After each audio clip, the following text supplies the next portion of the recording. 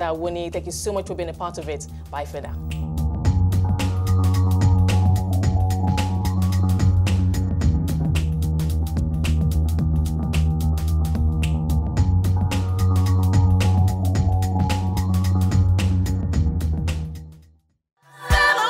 Union Bank, your simpler, smarter bank. South African Forestry Companies Limited, SAFCOL, brings together forestry-related decision makers and corporate stakeholders from both the public and private sectors of business to explore the forestry industry. SAFCOL's Forestry Industrialization Conference looks into challenges and opportunities to be exploited in the industry.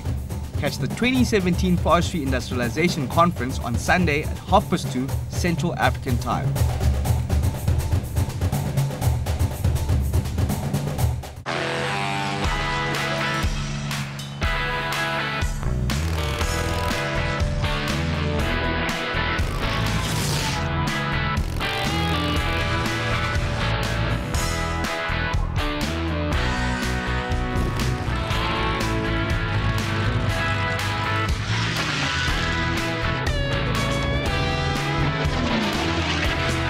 Breitling, instrument pour professionnels.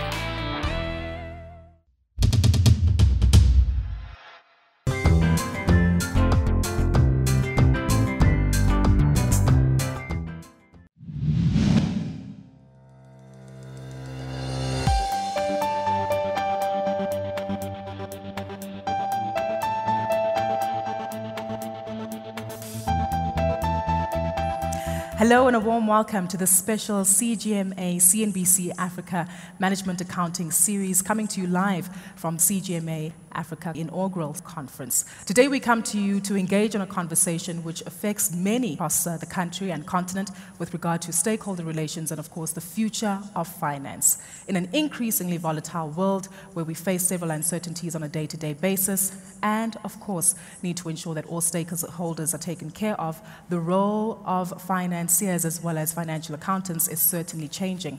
What with robotics, artificial intelligence, as well as the digital evolution taking place, we need to ensure that not only are we future fit, but also ensure that we incorporate the future into our present landscape.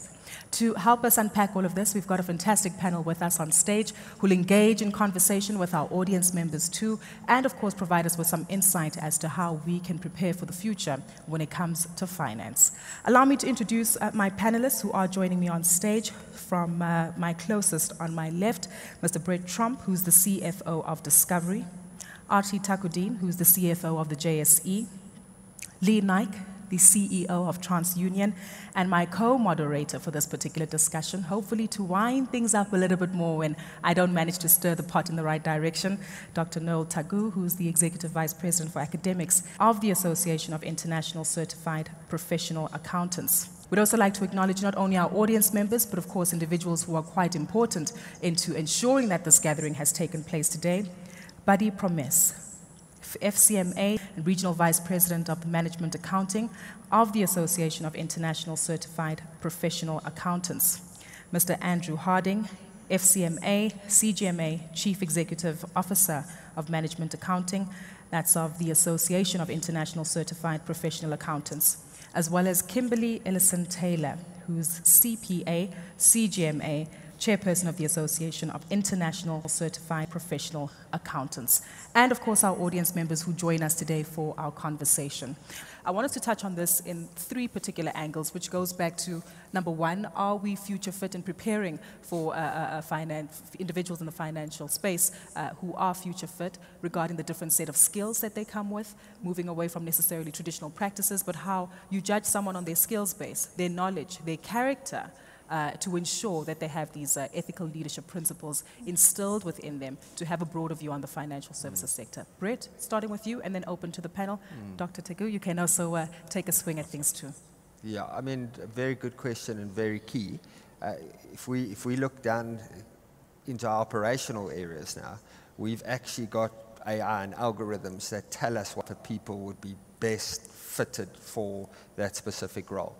We don't have that in the more professional roles yet, but I definitely believe the world's going to move into that space where data and performance measures and other data points will be able to predict which are the best people.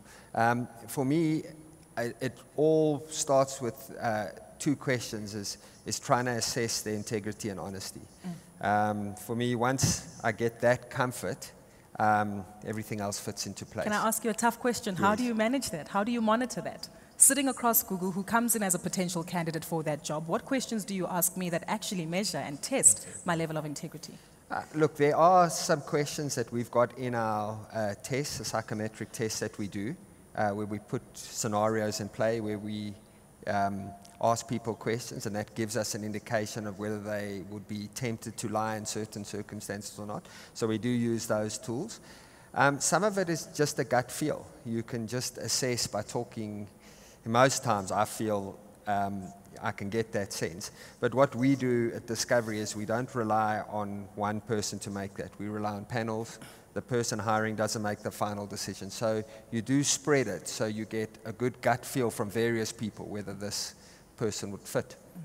I was about to say, if you ask them about speeding fines, I think you might find that it skews slightly to a certain end of the scale. Artie, your team has also changed quite differently because you're not just hiring the standard accounting if I can change professionals. tech to actually what my team composite is.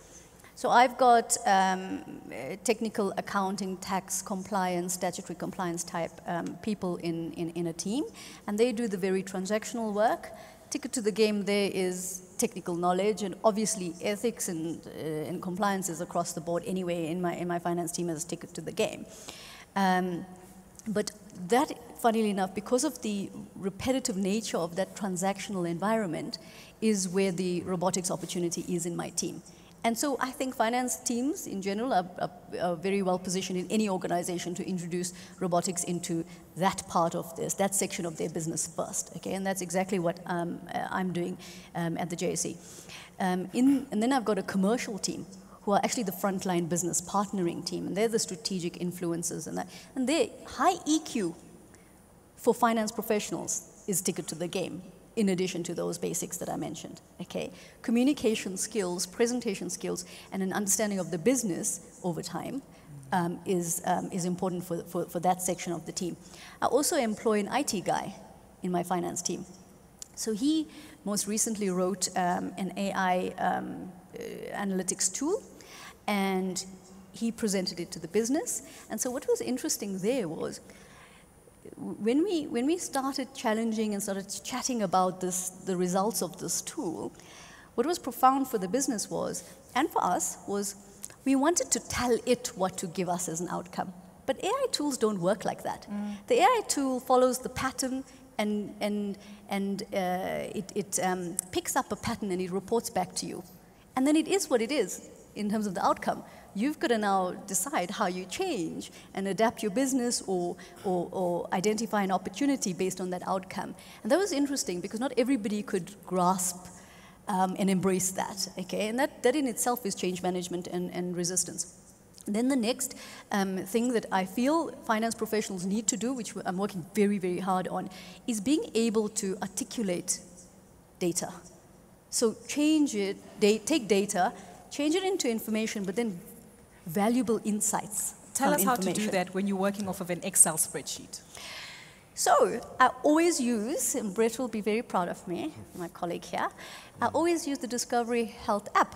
And I say, look, in like one circle, it tells me whether I've met my goals. My Apple Watch tells me in 3 rings, like lots of things about my day, okay? So can you guys please just apply that and tell us the top 3 things that we need to know in a pictorial way, okay? And I use those examples. If they can do it, we can do it from an Excel spreadsheet.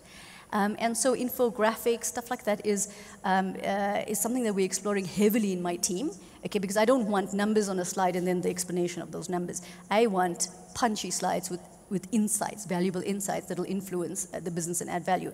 So I'm now thinking about hiring marketing people in my team. I'm waiting for an audience to give us a reaction there. I was waiting for the moment to come through. Marketers in finance, something that's completely unheard of. But of course, data also comes out quite strongly here, Lee, and I want to get your perspective. Many of you might recall that a few months ago, The Economist had a picture of data companies saying data is the new oil. And that's a significant resource that companies need to ensure that they use adequately. The presentation needs to be different. The staff and skills that you hire also needs to be different. How do we ensure that we use data critically to enhance our positioning as the finance sector moving forward? Well, I think data is in fact the new oil. I guess we haven't realized that in many regards, right? It is something new, it's foreign to us, like many other things that are new to us as organizations and as individuals. If we talk about recruiting for a second, recruiting is actually advanced to the point where I would say that in future, recruiting will be done by marketers versus HR people, right?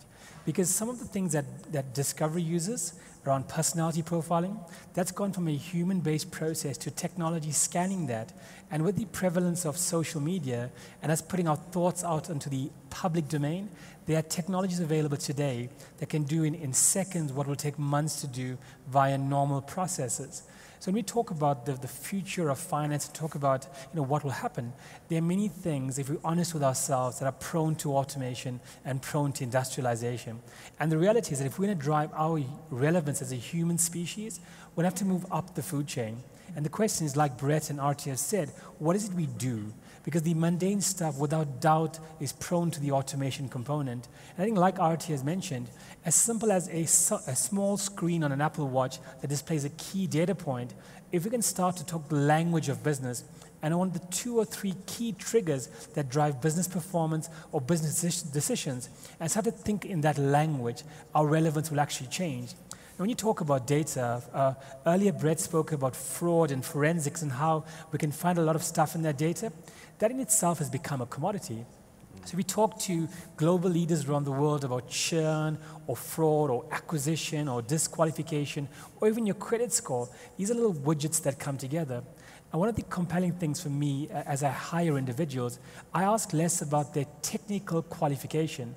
Because in many regards, I can teach them what they need to know to do their jobs.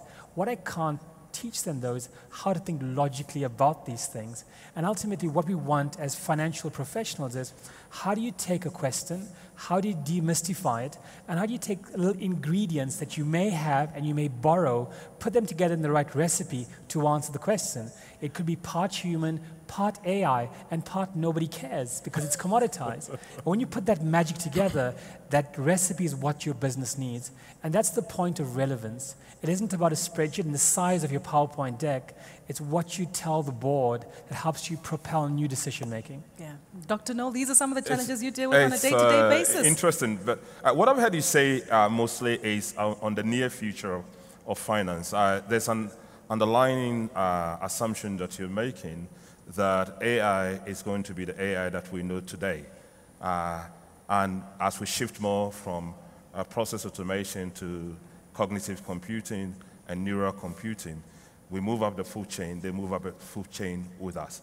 Where is our refuge as technology moves up the food chain?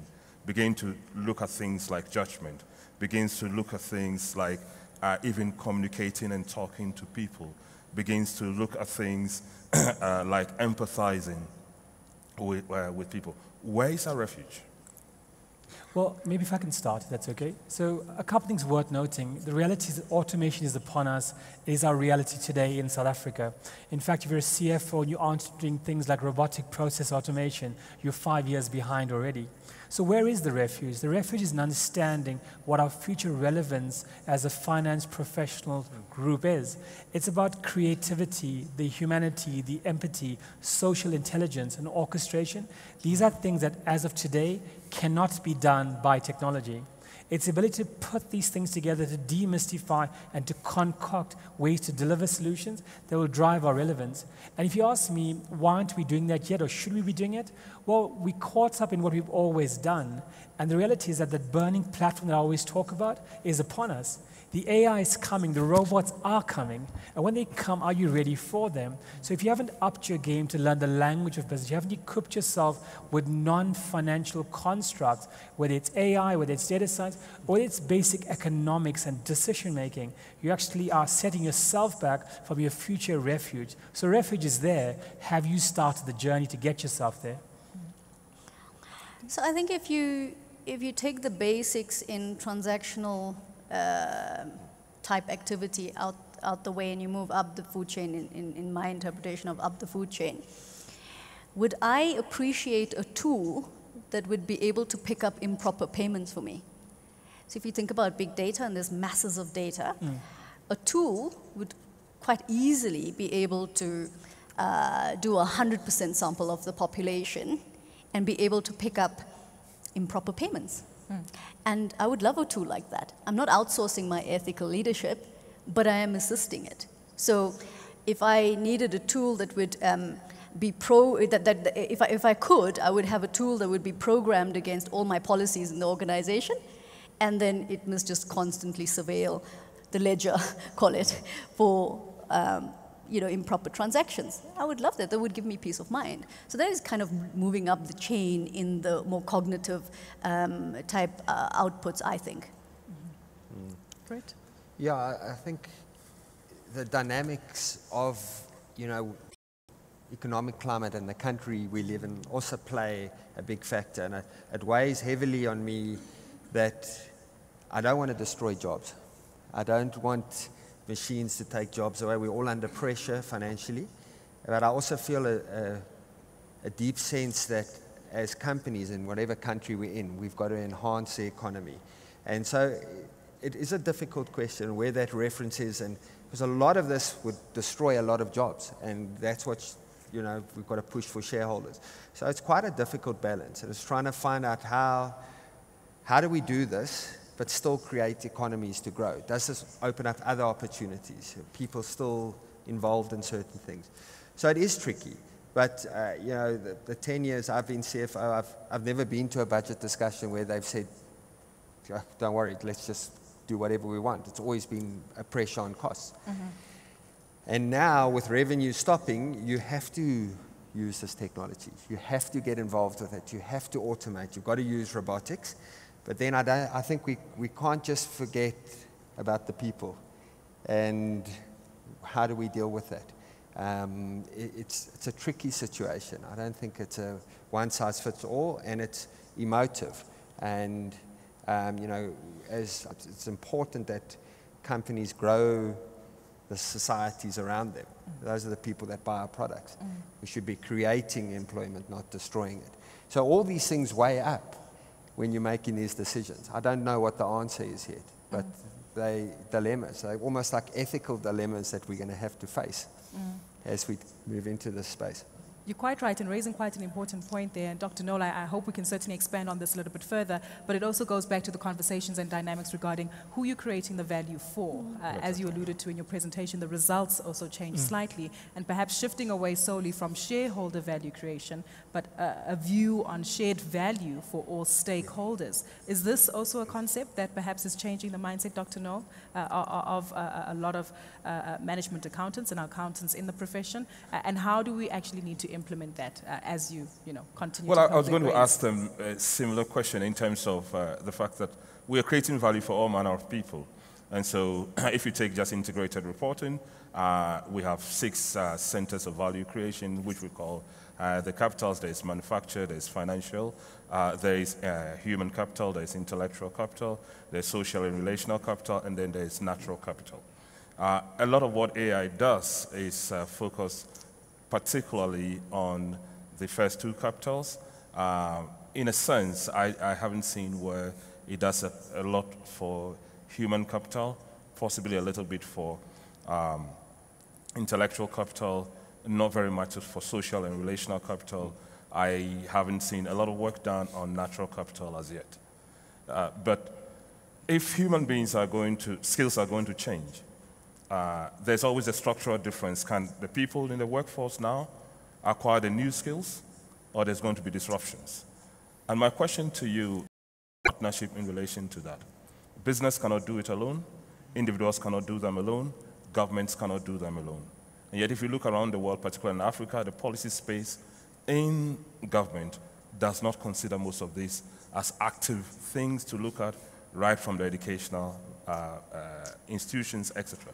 What is it that you would advise government to do? What is it that you would also advise industry and educational institutions working in partnership to create the new worker of the future who is not displaced necessarily by artificial intelligence but can work with robots? And how are you going to do that? Any views on that? I think in terms of the bigger problem of job creation, in South Africa specifically, we have a high unemployment rate. We're talking north of 27.7% unemployment in the country. And I guess the question is, which part of the value chain does one seek to address the problem? We've had the likes of Bill Gates that has asked the question, should we start to tax organizations that actually get rid of jobs? And then the question is, what are the taxes used for? Should we use the taxes to actually offset those that lose jobs, or to use the taxes to create new vehicles to create jobs? Now, we've talked about digital education and on the onset of massive open online courses to actually get fast-track education done. But I've seen the likes of Google that has talked about creating 1 million skilled digital people in Africa. Microsoft is doing the same thing, so is Amazon, and so is everybody else. So I think there's a general focus on the shared economy Google talks about, of people asking, let's try and solve these bigger societal problems, social inclusion, financial inclusion. Those are probably the biggest opportunities in terms of commercial opportunity. Because if you're all focused on doing good, RT talked about finance for good, I call it information for good. It's all about doing good. And if we kind of find these key challenges that we as a combined society face, and we rally together, coming together in a new way, then we will solve the problems. Now, the one thing that Dr. Knowles spoke about is fundamentally important. For us to start to think about a shared economy, we need to actually let go. We're too close as organizations, whether it's the finance provincial or the finance function or your organization. You want to do everything, right? What if Discovery was able to help your organization fast-track value creation? What if you could create more shared value in new ways? So I think equally it's about many players coming together, but if the walls are up, value will not be created. Yeah, very true. Yeah, I agree with that. I think that at a skills level, what could be done pragmatically is, I think all the educational institutions need to recognize and start implementing education at a relevant skills level. So all the education authorities need to answer the question, are we really teaching relevant or imparting relevant knowledge for today and for tomorrow? And that is at university levels, from pre-primary school to university levels. It also should include the professional bodies. I really think professional bodies, because there's a whole host of finance leaders out in the market today who might make use of this relevant skills training as well. And so that's more pragmatic. But at a structural level, I completely agree with Lee. If we change our mindset to a more partnership mindset, as opposed to being competitive in an industry, if you change your mindset to being peers in an industry, and if you change your mindset to being able to, your vision, and you are driven by adding value to that industry, and therefore the economy, guess what? Profits actually flow anyway as a byproduct, yeah. But if you are values driven, again, to the value-based organization, to the value-based economy, then you start solving for those big social kind of problems. Then I think you get cohesion at a macro level with all the right participants. But it starts with the shift in the mindset, and I agree that move away from the ownership kind of mentality, and then it's really pragmatic initiatives between the three parties, the policymakers, the educational organizations and professionals, and then business as well. True. Rich, you want to add? I'm not much. I support both of what they're saying, but I think this is after they've been celebrating Discovery, hey, and some of its innovations. This is the best panel I've ever been on. I haven't been asked to sort out a claim yet, but education is key for me, and it's worrying to see that it is not changing in the school systems. I know I go to my kids' school and get lots of presentations around what the future skills they need and what professions are going to exist. yet you go back to school the next day and the next year, and the syllabus is the same. You must do maths and geography. Yeah. And that's concerning me. So the world is changing, but we're not educating quicker enough. Yeah. So I think that's a real opportunity for someone to innovate in that space and come up with a way that with technology that they can impact the school system. Exactly. So there's an opportunity there, because we expect our millennials and our young kids to act a certain way, but we teach them the way we were taught. You know, you write exams, you do this, you do these subjects, but then you must program an AI robot. Precisely. And you've studied biology and something that might not be relevant at all. So it's an interesting topic. The Association of Certified Professional Accountants will lead the way in that, I can assure you. Good, please. Yeah. In just a moment, we will cross to the floor just to gauge some questions. So if there are any, please do feel free to jot them down. The mics will be making their way to you, and we'll also be accepting some electronically. But there's a theme that you've also brought up, Brett, which is agility. And that probably speaks to individuals in the room, members of society as well, with regard to we tend to know that the world is changing. We know that the world is moving. We know that we need to be future fit and future ready. However, the level of agility and flexibility with regard to our strategies and how we implement and do business and even educate our children and individuals that we look to recruit in the future is not changing. How do we do that whilst maintaining profitability in the organization, ensuring that we're still adding to value, and ensuring that whilst we're trying to adapt and dealing with the digital age, who knows, in the next 5 years we could be doing this conversation via teleconference instead of, or an alternative video conferencing instead of being together on stage. How do we make sure that we continue to prepare for the future, implementing the right strategies, but have the level of flexibility and agility to adapt to this ever-changing environment that we find ourselves in? Arti, let's start with you. Yes, I think the tone at the top in any organization or any structure needs to be set and open to this change and to embracing technology. That's kind of, you know, a basic requirement in order to facilitate change. I think that if any entity, so it can be a professional body, it can be an organization, it can be a policy maker, if they value impact, then there's already a recognition that, for example, social impact is important to us, and so you already create an allowance to your workforce that it's okay to care about the community in which you operate. And then there's that social increase of heightened awareness in social, right? And I think that if you look at the younger generation of today, they're mostly socialists anyway, yeah? And so, and as I say, I'm a value-based person, and that's what attracts me to my employer. And so we need to be able to shift our organization to value-based and be true contributing or value-contributing social components anyway of a greater ecosystem within partnerships and all of that. But we just need to start with being open to that and encouraging that. And then guess what? You attract talent, and you attract initiatives, and you're open to change, and I think the magic happens there. And that for me is a pragmatic first step. Lee, you want to add? So I think I fully agree with Arti, but one of the challenges is that all that sounds like it'll cost you a lot of money, right? So one of the challenges for finance professionals, and even in my own organization, we're starting to think about how does one create space to be innovative, to drive value, because that takes you time, effort, and space.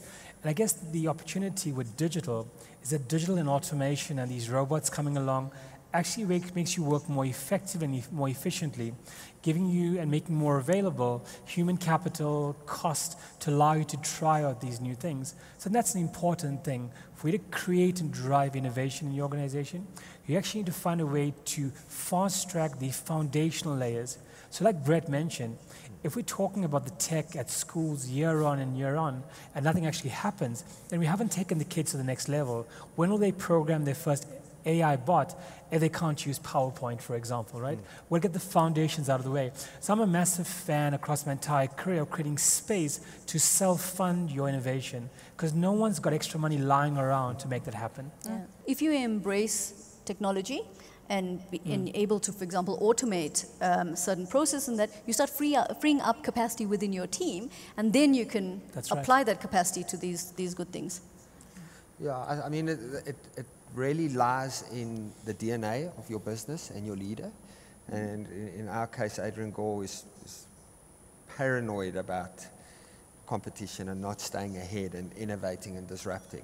And, you know, what works well for us at Discovery is that we've got what we call the lab, and we put varied people, actuaries, scientists, doctors, accountants, whoever in there. And their whole focus is focused on innovating and disrupting. So we remove them out of the core operations, and we got this learning through some study that some of us did at Oxford University. Take them out of there, and all they do is focus on innovation, disruption, technology. Yeah. And you create this cycle that just happens on its own. Because what you often find is that you expect the person to deliver on their day job, plus innovate, plus be up to date, and they just can't do it. So what we found that works better is just dedicate a team to it, which they meet with CEOs of the businesses every Friday morning without fail, and this team has to present an innovative idea of something, and that brings the innovation. Sure. So you've got to bring it in, and you've got to just be part of your DNA, and you've got to embrace it. It's going to happen whether you like it or not, and if your business doesn't like it, you will cease to exist and someone else will. So you've got to embrace it. You've got to run with it.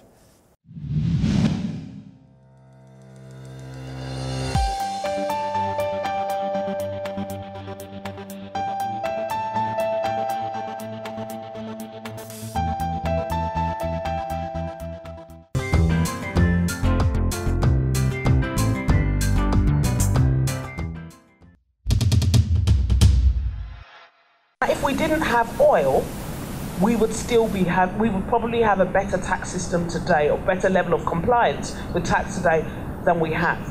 And our vision for Nigeria is to have an oil plus economy. If you file, we'll not charge you interest, we'll not charge you any penalty. After the 9-month period, we will charge you interest, we'll charge you a penalty, and if need be, we'll take you to court. I think government is already armed with some very credible amount of information to be able to go in search of those individuals. What BAIDS is doing is to remove that possible burden of interest and penalty, and to say to you, if you voluntarily tender your tax during this period, we will agree not to apply the law to the full.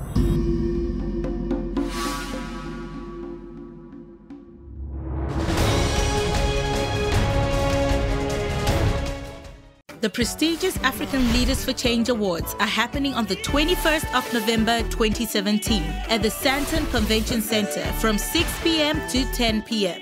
Join us as we celebrate the top business leaders, top entrepreneurs, and top celebrities making a breathtaking difference around the African continent.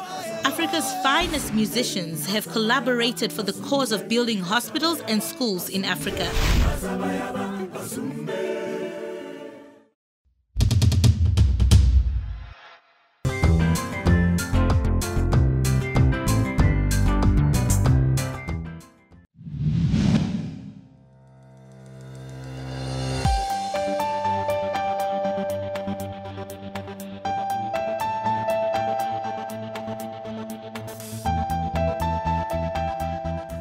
I'm sure you still have another point you'd like to raise. It's just 40 years ago for S&P 500, FTSE 100, and the major indices of the stock exchanges.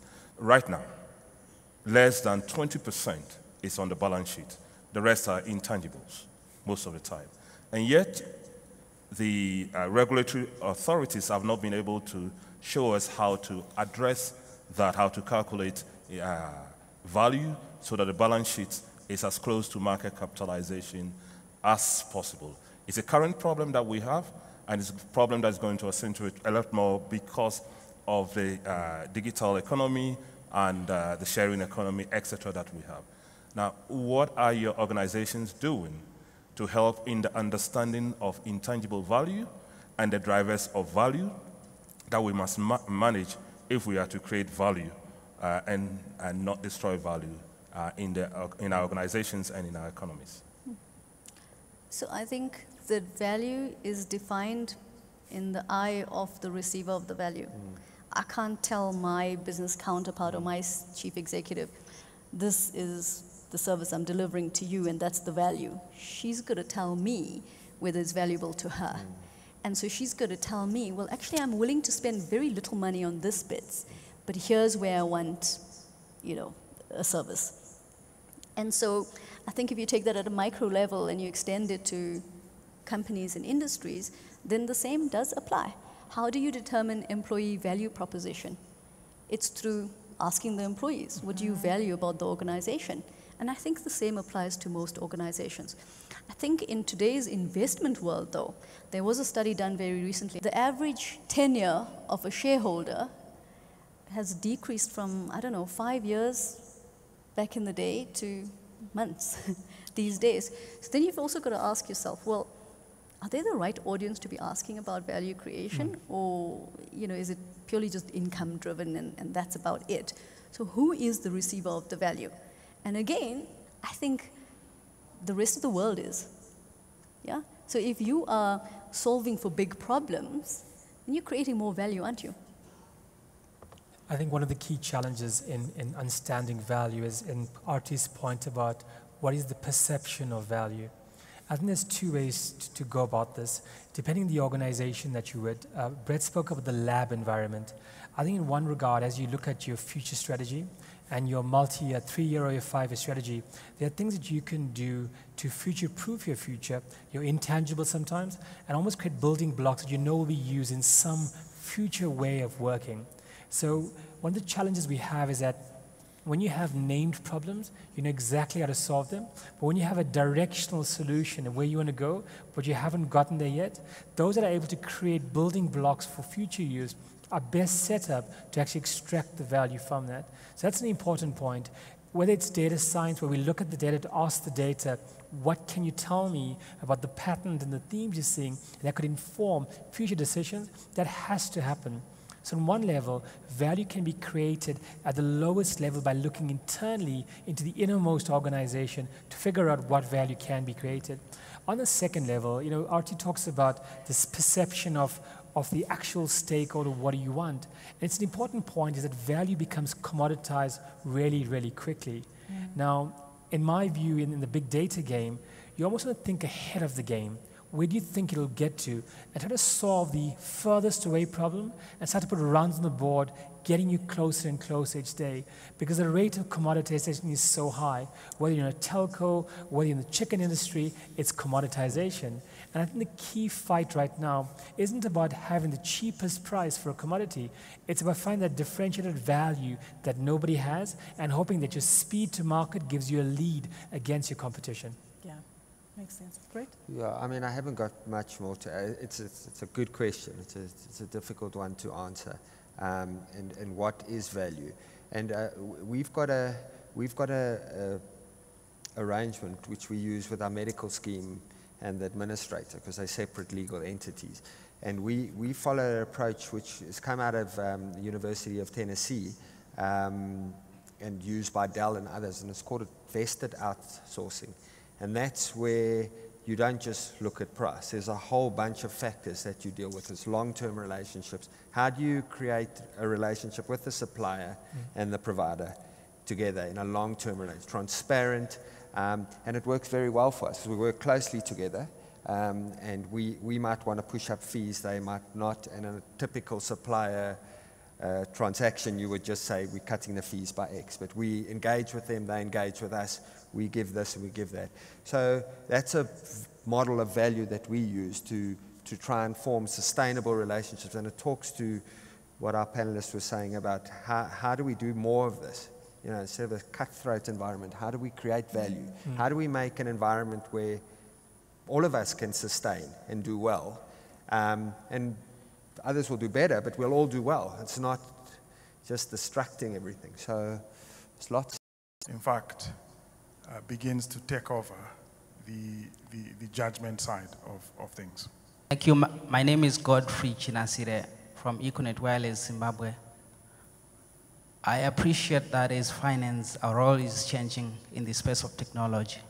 But my question is, from now, what message do we take home, maybe to our CFOs and our CEOs, to say, how then do we embed the value creation in our performance contracts or in our appraisals? Because when you get home or when you go to your company, you'll find that your individual performance contract used for appraisal is based on the basic function, where we say we want to move away from that and add value. How then can that be embedded in our appraisals, in individual performance contracts? Thank you. Brett, let's start with you. Okay, I mean, I'll start with the third one. This is the freshest in my mind. It is just around how can finance people, we measure on certain traditional metrics, how can we change that? I think, as I alluded to a bit earlier, I think our incentive models have been very much on, did you make month end, did you do this, did you do the basic structural financial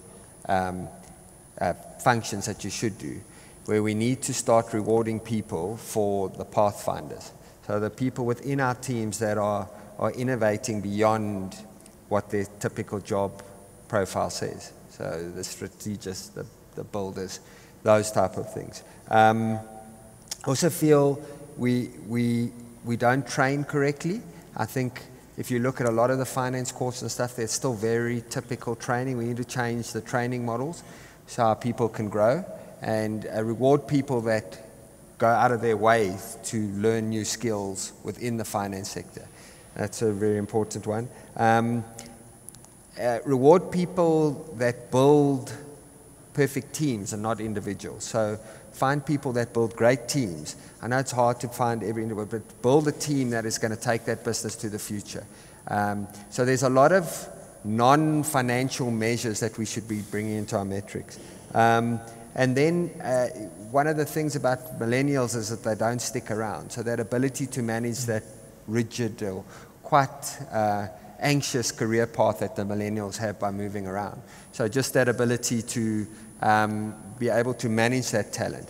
So really make sure your finance people are not just measured on meeting the bottom line or deadlines, but on an all-encompassing view of what we expect them to be in the future. The rules of robotics, like Asimov articulated years ago in the books, is the three laws of robotics will hopefully protect us and protect the human coexistence with technology.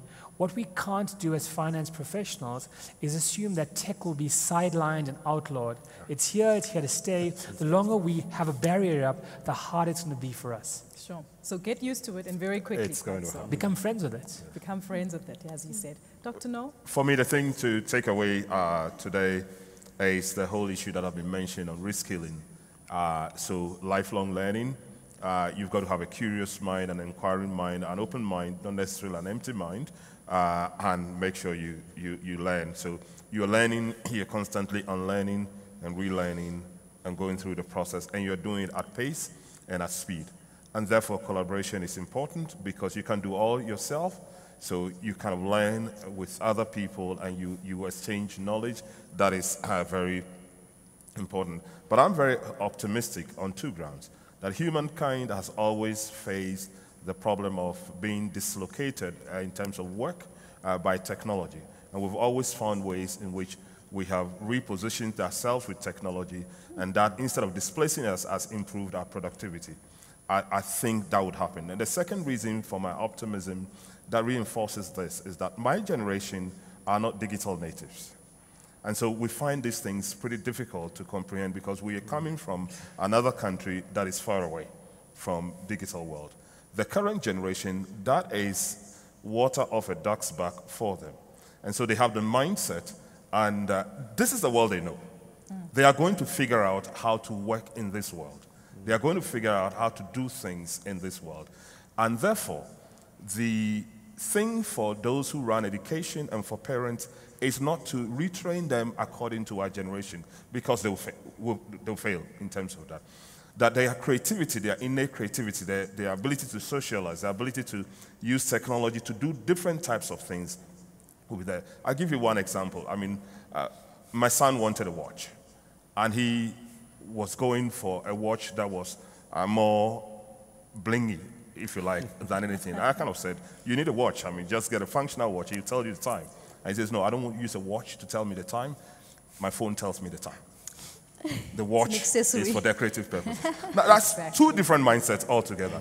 And my inclination was to argue with him and to talk to him about my generation stuff. That would be sure failure and extinction. They will figure out a way. Let's get out of the way and let them figure out a way. Let's facilitate their figuring out the way themselves. Interesting dynamic and theme that you bring up there, because I actually tend to have a feeling that perhaps, whilst the millennials come up with the new technology trends, the soul and institutional knowledge of the older generation also still needs to be shared. So perhaps areas of collaboration too that can be explored, definitely. But Dr. Nola, maybe we'll look at other opportunities for bling to be discovered in the finance sector quite clearly. Let's take the last round of questions. Go ahead, ma'am. Hi, my name is Taryn Stephen. I'm a CA and I work at Robert Walters. And what I'd like to find out, so if robots are our future colleagues, how would you suggest that someone like myself, who's a non-millennial and who hasn't grown up with technology my whole life, how would you suggest that we start to understand these new colleagues? Great question. Fantastic one. Thank you so much, ma'am. Go ahead, sir. All right. My name is Charles Woko. I work for Startwell Nigeria Limited. My question is to Dr. Tago. We talk about the future of finance, talk about fast-paced environment, talk about agility and the rest of it. I'm just trying to reconcile this with a situation where we have a lot of bureaucracy in the government sector in Africa, and of course knowing that this sector, this government sector, the public sector, they are kind of the regulators and the policy makers in the environment. How do we reconcile this fast-paced change or fast-paced environment with a slow pace in which decisions are taken within the regulatory environment? Your question right at the back, ma'am. It's Adele Westhuizen from the University of Johannesburg. I just want to know, we've taken note of the changes and all the getting our students to actually really think logically about problems and really developing that kind of skills. My concern is just really with practical training. So in our days, we used to do journals and understood accounting entries and where transactions came from. But now, we've got huge youth unemployment. How do we upskill these kids to actually get to a point where they understand business? Because we came through the ropes, understanding business, the fundamentals of finance. If you pick up a set of financial accounts, you can see where the problems are because you've just over years gained that experience. I'm just concerned that we don't actually give people entering the profession those basics if machines are coming into play. How do we bridge the gap? And what is the role of us as educators and business? What are we doing to prepare leaders, say, for the next 20, when we're not here anymore? Will we have people who actually have an understanding of the basics of finance? Makes sense. Thank you so much, ma'am. And quite a critical question there, because you can read the financial statements, but if you don't know that this all stemmed from a source document, there's a missing link there in between. So let's perhaps pick up with Adele's question with regard to the practical training and the role of educators in trying to be relevant while still sticking to the traditional fundamentals. That also ties into Charles' question from Nigeria with regard to fast-changing environments. However, regulation always quite slow to pick up, and that's something we've seen in many areas. And as we know, with the example of M-Pesa, which is constantly brought up when we talk innovation, that's where innovation does tend to see the gap there. And of course, Taryn, with regard to her interesting question, if our new colleagues are going to be software, algorithms, or maybe robots sitting next to us, how do we ensure that we understand them thoroughly? Let's start with you, Brett, as we make our way down the panel too. Perfect. So on the first question, so I've actually never even thought of that. It's quite an interesting concept. I guess, I mean, I don't know how you would relate to a robot. I mean, I suppose I'd relate to it like my laptop. Hey, I'd turn it off when it's finished its work and turn it on. Exactly. When I go home, it stays on and it's still working the next morning.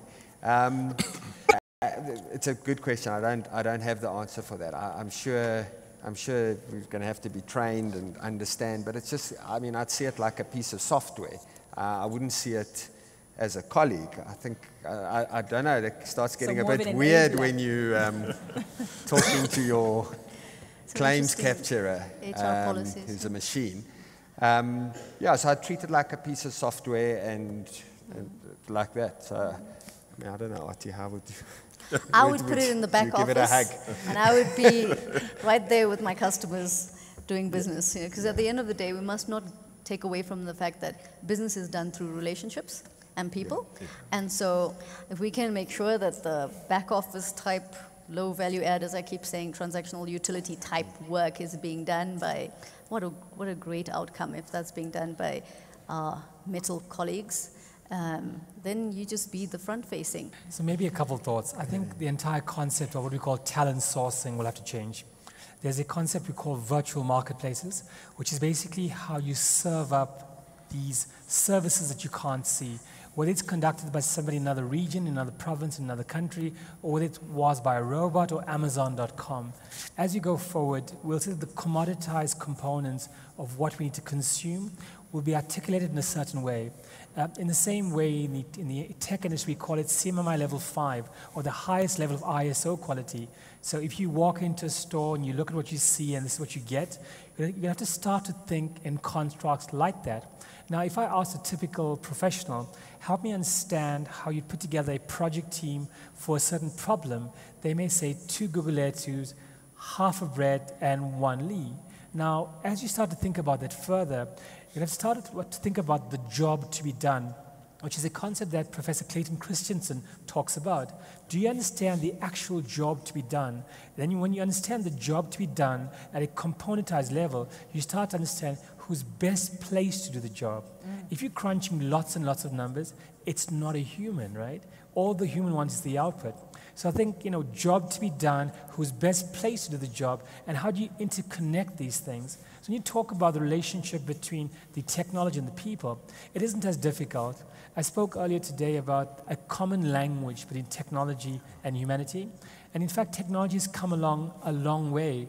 We're starting to talk about something called natural language processing or programming. And you're starting to be able to ask Siri, tell me the weather. And Siri seems to understand the weather. And we've now gotten to the points where one of the biggest things this year, and some of the colleagues in the room have already seen it, is the advent of chatbots in South Africa. You can start to buy products or consume a service by asking technology for it. For example, we partnered with one of the large banks to actually bring credit reports to the market. You could log on to Facebook, go into the Facebook chat button, just say in normal language, hey bot, I'd like my credit report. And it would say, here you go. So the entire demystification that we stress about is actually not that difficult. However, like I mentioned earlier, to drive your relevance, you may have to make slight nuances to change how you communicate. So I would just summarize by saying that when you think about the job to be done, there'll be logical parcels of work that require humans and technologies. We need to understand what those jobs are and where the best handover takes place. It's kind of like understanding, when you hand over, when you bake a cake, you're not making the flour from the wheat stage. The flour's there. Yeah. You can almost think about your work in that way. What parts of what you do today will be replaced by technology, and how do you appreciate the technology like you would a human in terms of the outputs they put forward? Yeah. Dr. Noel, I'm going to give you the question on the academics dilemma that we had from Adele, and perhaps goes back to, do you use a watch for looking at the time, or do you use your phone? Ensuring that you strike a balance between the bridge that's there, and then we'll wrap up as well with sentiments regarding regulation and ensuring that changes quite quickly, as alluded to by Charles. I think the problem with education is that the educators of a different generation, the educated are more attuned to technology than anything else. And we just conducted some research. I went to one African country, and I asked the dean of a business school, how do you use technology in teaching? And his answer was, I use PowerPoint. Oh.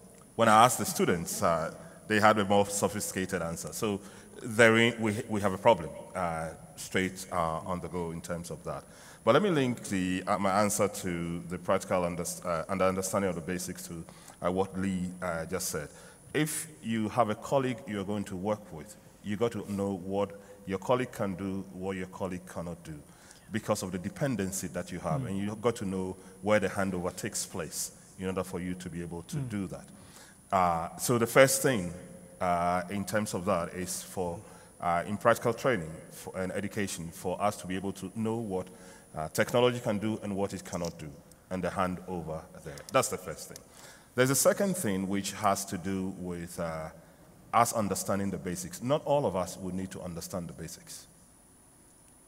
We need people who would have to understand the basics because they are writing the algorithms, etc., and things like that.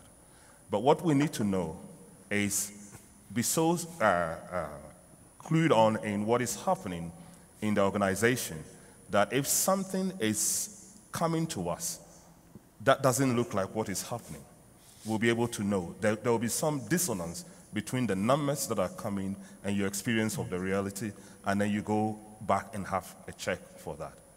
And then the third thing I'll say is that we ought to be able to be trained on how to ensure the integrity of the numbers that are coming to us. So there's a whole range of skills that educators can provide in ensuring that data or whatever we are getting is clean and there's integrity. And the whole area of cybersecurity, etc., fall under this. And that is why I'm optimistic that new things will come. So I mean, when I was growing up, I washed with my hands. I don't wash stuff with my hands any longer. I put stuff in there, and the washing machine does that for me. I've not lost anything. You know, I don't want to go back and wash with my hands. When my grandmother was cooking in rural Africa, you get a grinding stone, you grind your tomatoes, etc. on that. Nobody does that now. You have machines that do that for you. You don't need to know how to grind. So we might have to leave some of the things that we are hanged up on and leave technology. But we have to have mechanisms that ensures that controls are in place, integrity is in place that would do that for us. Very true. Can I add something, please? Sure. I think there's an important point to make about foundational structured education. And I think in some industries we can get away from it. Now, I'm not sure what the answer is actually in terms of, can I see the foundations of finance in the same way I want a doctor to be trained for every single degree and every single year, not to skip any steps, to trusting with the scalpel? You know, the answer is not as clear with the finance profession, but a question could be, could you fast-track the acquisition of learning for that? Now, in my very first slide, I had a lady on that had an augmented reality set of goggles on. So let me ask you the question. When you think about the levels of unemployment, what if hashtag data must fall does happen? What if the cost of data is in fact zero, and we could leap ahead the divide between the haves and the have-nots and allow someone to consume from your university the very same education as if they were there down in Auckland Park? That would start to bridge that divide. And as I think about what Dr. Noel has said and what our audience members asked, I think that's fundamentally an important point. Could you do what you've always done, only cheaper, better, faster, and in the mode and the channel that we as consumers need? And if that was the case, could that solve unemployment? What if FIC, the World Bank, would give us the money to make that happen? It does provoke the conversation. What's stopping us today from making that happen? Mm-hmm. Very clear points that have certainly come through from this conversation, ladies and gentlemen, with regard to the changing dynamics, and quite a lot for us to actually consider. But I guess the mere fact that we are having this conversation as to how to be future ready and future fit for finance is at least a step in the right direction. Whether you're doing it for the bling, whether you're going back to foundations phase, or whether you are looking at other alternatives in order to get the job done, it's quite clear that the objectives need to be met. And it starts with us as individuals who are broader thinkers, who not only implement the principles that we look to share, but most importantly, creating value. That's a kind of synopsis that we've come up with for the panel discussion for today.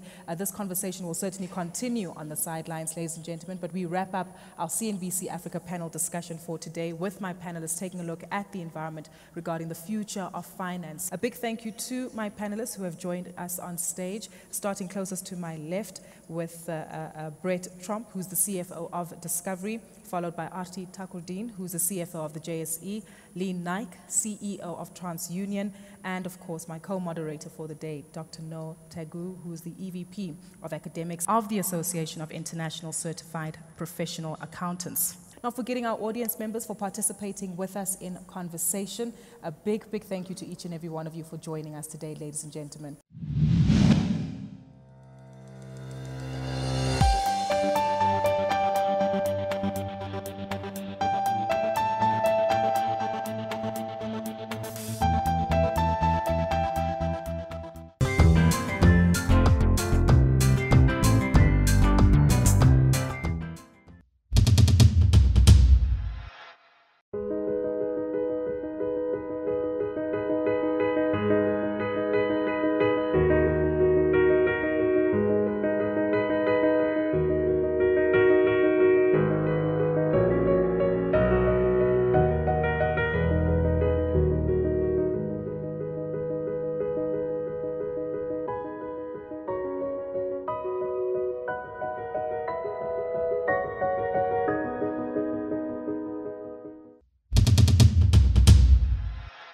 The Mentorship Challenge with Mark Wayner. Walk the bold line between strategy and performance. Brought to you by Redefine Properties. We're not landlords, we're people. Behind every great leader is a great mentor. It's time to meet yours face to face. We speak to the formidable Chris Bishop of Forbes Africa. Then we talk business with Pierre Fantonda. The Mentorship Challenge with Mark Wayner. Hi, welcome to the Mentorship Challenge. I'm Mark Wayner and I'm passionate about mentorship. With me this evening is Chris Bishop. Welcome, Chris. Thank you. Chris is the founding editor of Forbes magazine, winner of numerous international awards, a career in radio, print, TV, and tonight we're going to talk about his career, the impact of the press on business, press freedom, and a number of other issues. What I found very interesting is that this is in your blood. Your father is a journalist, yes. Your wife is a journalist, your sister is a journalist. So obviously never gave thought to doing anything else. Well, my father gave me some unintended mentoring when I was young. I mean, when he used to drive me to school when I was a kid, my father was always like, first thing in the morning, he couldn't wait to get to work. He was always excited. And I used to say, Dad, most fathers at school, my kids' fathers, they're all miserable. They don't like their jobs. And he said, you know what, son? He says, I don't know where I'm going to go today. I don't know what I'm going to do. I don't know who I'm going to talk to. I don't know where I'm going to wind up, right? He said, and that is priceless. How do you find, or what do you think is the state of press freedom in South Africa? Compared maybe to the rest of the world and to Africa, and is it under threat? Well, I think in this country it's still fairly robust and still fairly much alive, and every day we go to work we should make sure that's the case. I've worked in 10, 15 countries across the continent where press freedom is virtually non-existent. Here, if I'm persistent, I can still get the health minister, I can still get the Minister of Trade and Industry to front up and give me an interview and answer the questions that we have.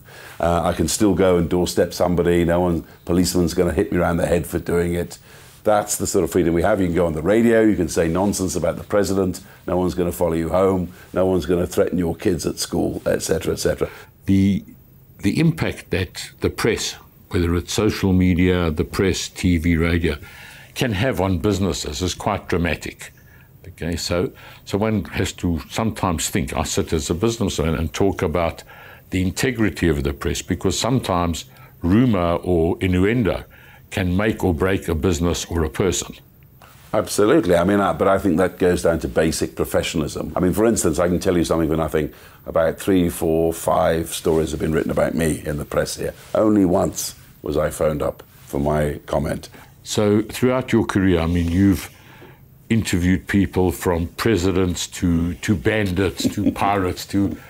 If I said to you, who's the one person that you would really love to interview, who would that be? Oh, crikey. That's a difficult one. I think Vladimir Putin, actually, because I know it sounds an odd one, but I mean, he always seems like sort of the heart of darkness, and everyone seems terrified of him, but I would like to know exactly who he is and what makes him tick. I'd like to look him in the eye. Forbes International has just celebrated its 100th birthday, and in in Africa, you have got this 30 under 30, which I think is really what everybody waits for once a year. And Tell us a little bit about that. Well, it's the biggest selling issue that we have. There's a lot of interest. We actually spend 9 months going through the people. We get nominations, we pick our own people, we go through the young lady who, actually she's one of my mentees, she goes through everybody with a fine-tooth comb so we can double check that this is the right person. This is somebody who's doing it. And it's the one we get the most reaction to. And now we've got alumni as well. We've been doing it for 2 or 3 years now. We're going to have a big conference next year for all the 30 under 30s. And I think, to be honest with you, I think the guys that we mentioned on that list, they're the future of business in this country. So why do you think that by featuring these people, that becomes your best-selling issue and the most? I think it says a lot about the sort of people who, A, are interested in business, and B, who are reading the magazine. A lot of young, educated, aspirational people who want to get on, who are looking at the future, who are trying all kinds of different things. And I think the amount of interest we get in it shows where the money is. You had your father, as you say, an unintended mentor. Did you have anybody else in your life that mentored you, or that you looked up to? Some of the, yeah, I mean, there were 1 or 2 good people that I worked with. I mean, for instance, when I first joined TV, there was a gentleman called John Spavin. I think he's retired now. When I was working in New Zealand, every day he'd sit down with my story. Simple. And he'd say, Chris, you don't say that. No, that's too long. No, cut that out. What do you want to say that for? Why are you doing this? Why are you doing that? Every day for about 2 years. And when I left, I said to him, thanks, mate, you've really helped me, you've mentored me. And he says, have I? What have I done? I was just doing my job, that's all. But what I'm saying is sometimes most people are unintentional mentors. They're unintentional people who help you. And I always say to my young journalists, if you're lucky, you'll meet somebody who helps you. If you're really lucky, in 30 years, you'll meet 3 people. When they come along, make sure you see them for what they can do for you. So have there been some people who've been lucky enough to meet you and you've had the opportunity of mentoring? Well, very much so. I mean, I've just said to Ansela Mangena, the one with it, I mean, I've found her, I was looking for a journalist. I had all these CVs from people, and one night I was going home and there was the Northcliffe and Melville Times on the driveway. So I picked it up and I took it into the home, threw it on the breakfast table. And next morning I looked through it and I see her name about 12 times. And I thought at the time, well, if this woman can write all these stories for a knock and drop that nobody reads, then what would she do if she had a chance? So I phoned her up and I said, come in tomorrow, come in dressed up, 15 minutes early, have the magazine, make sure you've read it. So she came in, she sat down, interview, I took her straight on, and she's won CNN awards, she's won Sanlam awards. She's probably one of the best investigative journalists I think I've come across for many a year. Another one of the things that come with mentorship is that generosity of spirit as well. I mean, one of the things that drove me as well about it is when I was a young journalist, a lot of the seniors who are my age now, they wouldn't help you. They would rather cut their arm off than help you because they'd be like, you're coming up to take my job. You're competition for me, so you go and sort yourself out. I'm not going to help you at all. No ways. So it was that kind of meanness of spirit. So I swore, when I get the other side of the fence, I'm not going to be like them. Okay, so now we come at that point. As I explained to you what the Mentorship Challenge is all about, what I'd like to do now is ask you, how many of your valuable hours are you prepared to give to the people who would love to be mentors? Sure, I'm certainly prepared. I'm not sure exactly how many hours that you need you're talking about, but certainly I'm prepared to give time. Okay, so I need hours. Hours? I need hours. You're a busy man. A month or a week or what? Or how about if I said to you 30 hours? In total? In total. Total, yeah, absolutely, no problem. That's fantastic. Yeah. Thank you for that. And can I also ask you, do you have anybody, a peer, somebody who you think would be a good mentor to somebody, whether it's in your field or elsewhere, who you would challenge to make to Yes, there's a lady called Renuka Mehta.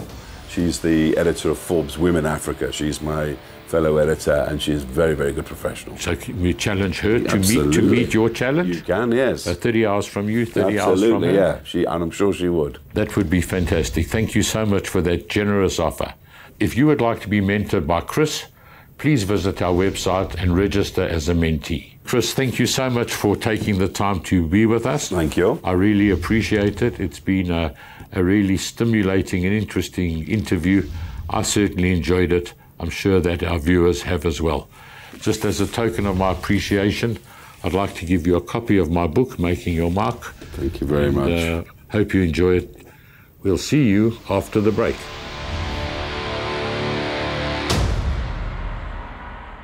The Mentorship Challenge with Mark Wayner. Walk the bold line between strategy and performance. Brought to you by Redefine Properties. We're not landlords, we're people. Many women don't realize their businesses are so single-focused. I, myself, and a few employees. Mentorship is key. So I think science, technology, engineering and mathematics is going to be such a crucial part of our future here on Earth. It's absolutely essential that we have girls, boys, everyone possible getting involved in the field who finds that interesting. Catch Here for Africa on Monday, 23rd October at 9 p.m. Central African Time.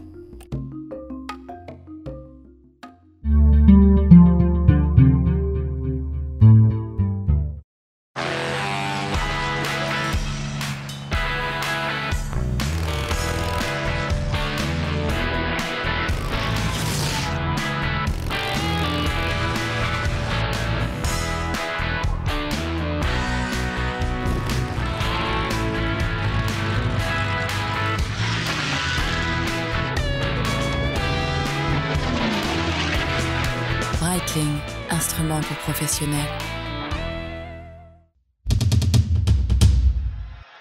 The Mentorship Challenge with Mark Wayner. Walk the bold line between strategy and performance. Brought to you by Redefine Properties. We're not landlords, we're people.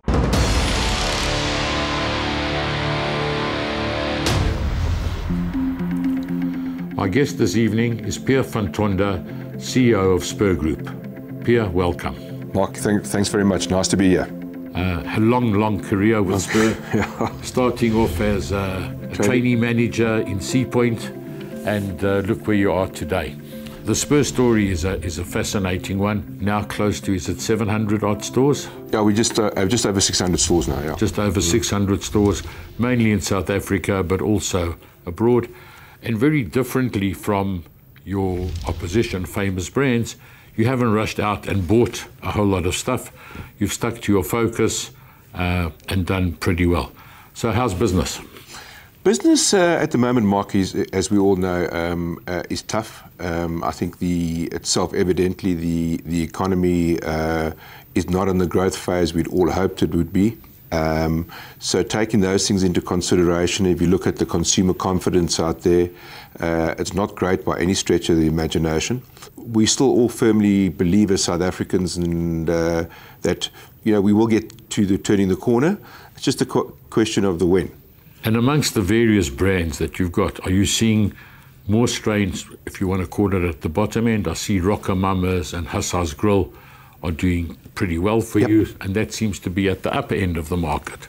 There's no question, just coming post results now and a few roadshows, that the bottom end of the market, and we ventured into QSR for our sins. Okay, we went into Captain Dorigo's and so forth, and one can see that from an economic strain point of view, the impact at the lower end of the market is enormous. With resources, for instance, trading in towns like Rustenburg and Kathu and Welkom and those Carltonville and those type of places, with the resource tanking a little bit as well, and a lot of those guys having been retrenched and so forth, you can see that end of the market from a disposable and discretionary spend point of view has taken serious strain. Yeah. You started off, as I say, as a trainee manager. You had a mentor. Yes. Who and what impact did that have? I had a top mentor, okay, but he's my mentor, Alan Ambo. Alan Ambo. Yes. Alan Ambo, the founder of Spurs. Correct, yes. I've been with Alan for 35 years, and I started with him as a training manager at Seven Spurs and Sea Point. We've complemented each other in our strengths, sometimes weaknesses as well. However, but if you look at it from a guidance point of view and where he's taken me to and so forth, and the amount of freedom that he's given me, Mark, to express myself as a business person, he's really been a wonderful mentor in my life. The concept of Spur, I mean, the makeup and the decor hasn't really changed over the 50 years. It has and it hasn't. Okay, and it's a very subtle one, because I think as South Africans we're very passionate about our homegrown brands. Okay, and we've seen obviously coming into the market the international brands, and Spur, as I say to guys, has been an evolution, not a revolution. You know, and from the original days of Allen and Golden Spur in 1967 to where we are today is a material shift in look and feel, and obviously in product as well. And at the end of the day, people love to be in a position when they know what they're going to get.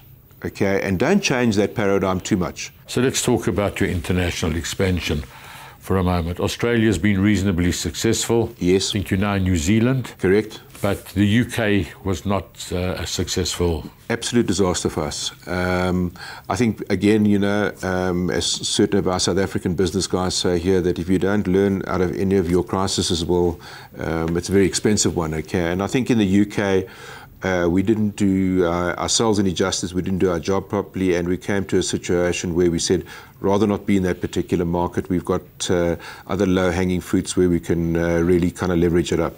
Yeah, and talking about low-hanging fruits, you've now started Grill & Co. Yes. Okay, so this is now sort of garage, forecourt, like some of the opposition, and that should be able to grow quite extensively. Yes, Mark, and it's also geared for the smaller towns. You know, today, if you, from a capex point of view, and when you get a nice landlord who gives you a nice allowance and so forth, so it's easier to... Are there any of those? Oh, yes. You've just got to find them. But on a serious note, we also want to have presence in the smaller towns. So from a capex point of view and a return on investment, this will also give us the opportunity to go into smaller towns, but first prize is in the forecourt business. And I think the forecourt business in itself has had a material change over many years. You know, in the old days of just putting in petrol and going home, now you've got a retail, you've got a Woolies Food, or you've got a Food Lovers Market, and you've got a Vita Cafe, and you've got a Spur. It's a whole shopping experience. Yeah, it's a whole shopping experience, yeah. Let's now just talk about the impact of social media on businesses in South Africa. You've recently gone through what I suppose we could describe as a horrific experience. Okay, so as I understand what happened in one of your stores in the Glen in the south of Johannesburg, there was a racial incident between two customers, nothing to do with management per se, and yet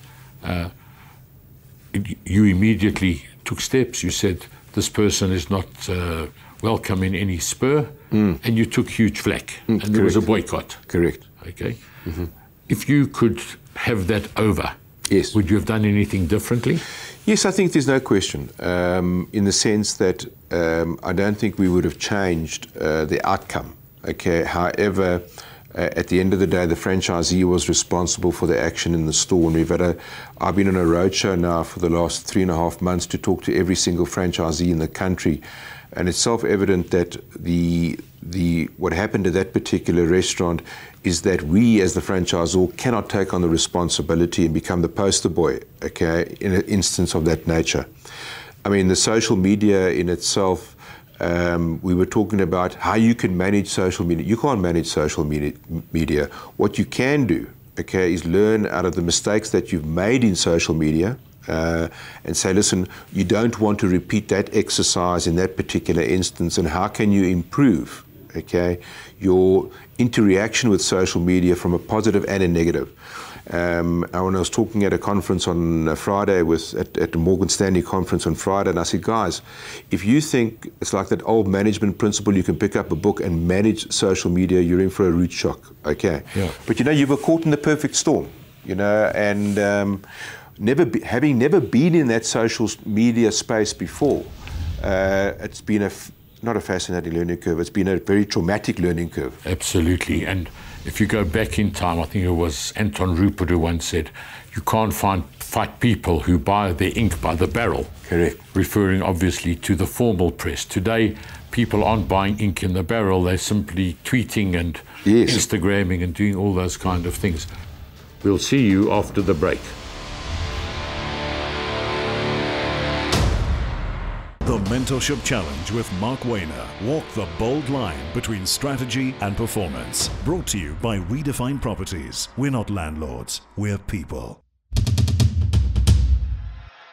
ArtX Lagos. The International Arts Fair presents the 2017 edition with over 60 artists from Nigeria, South Africa, Senegal, Ghana, Ivory Coast, Cameroon, and much more in one dynamic weekend of exhibitions, talks, live music, live art shows on the 3rd to 5th of November at the Civic Center in Victoria Island, Lagos, Nigeria.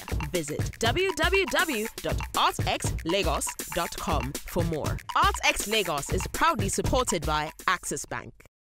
South African Forestry Companies Limited, SAFCOL, brings together forestry-related decision makers and corporate stakeholders from both the public and private sectors of business to explore the forestry industry. SAFCOL's Forestry Industrialization Conference looks into challenges and opportunities to be exploited in the industry. Catch the 2017 Forestry Industrialization Conference on Sunday at 2:30 Central African Time.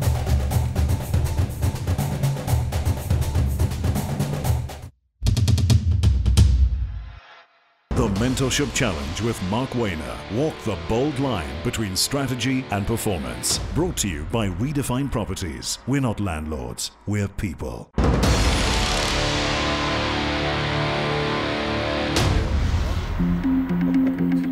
Aside from being mentored by Alan, you're also somebody who mentors people, and to start with, those are all your franchisees. Yes, absolutely. So every one of your franchisees is in essence a mentee. Correct. And this is a new learning experience for you and for them.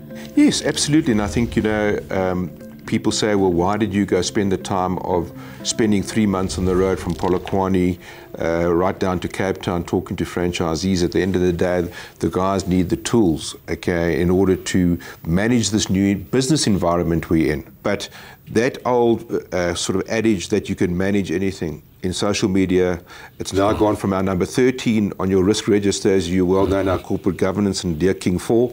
Okay, it's now our number 1 risk. Absolutely, it is a risk. Just coming back to your franchisees. Yes.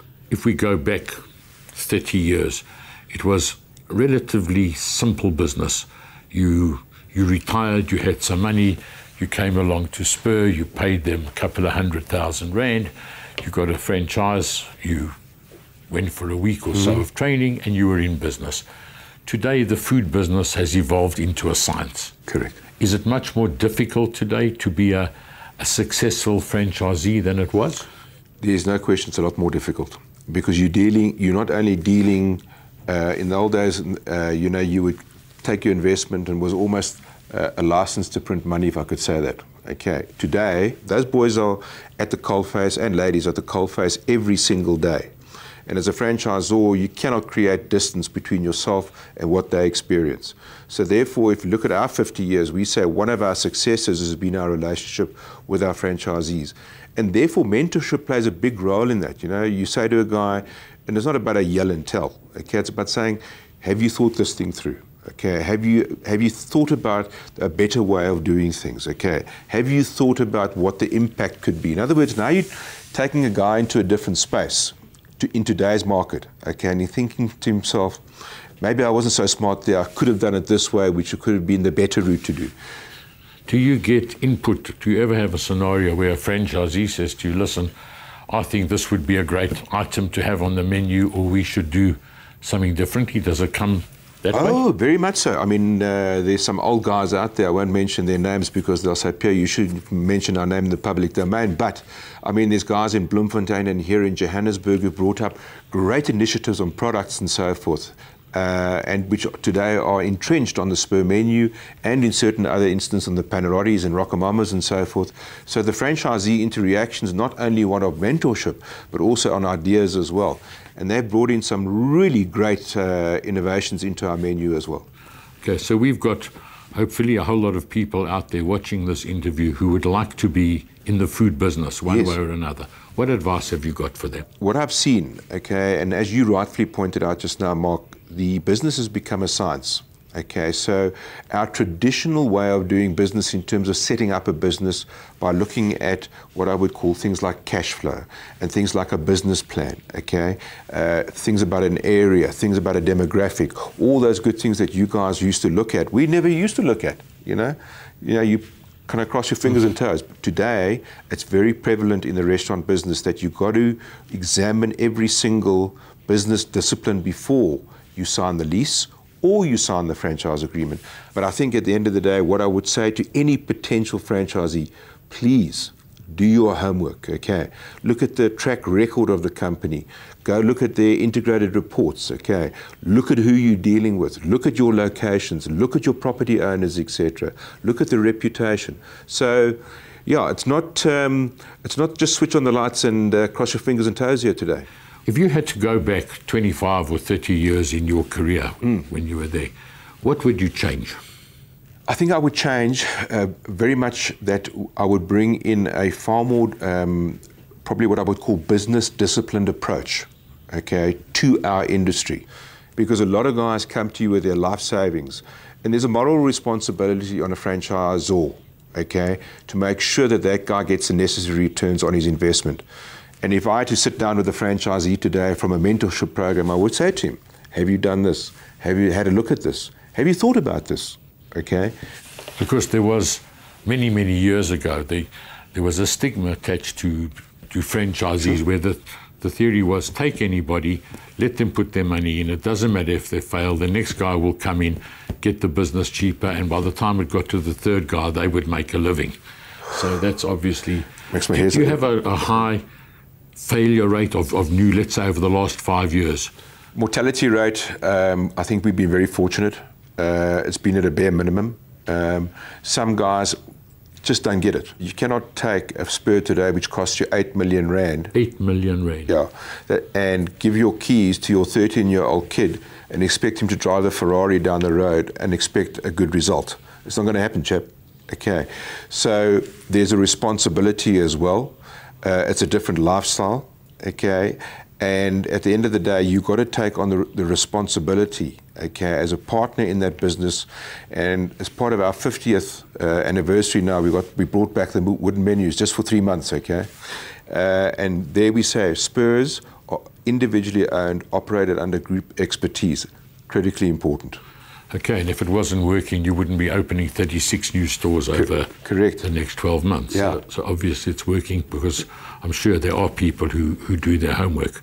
I'm sure there are many, many people out there who would love to have the opportunity of being mentored by you. Yes. So I'm going to ask you now, put you on the spot. How many hours are you going to give me?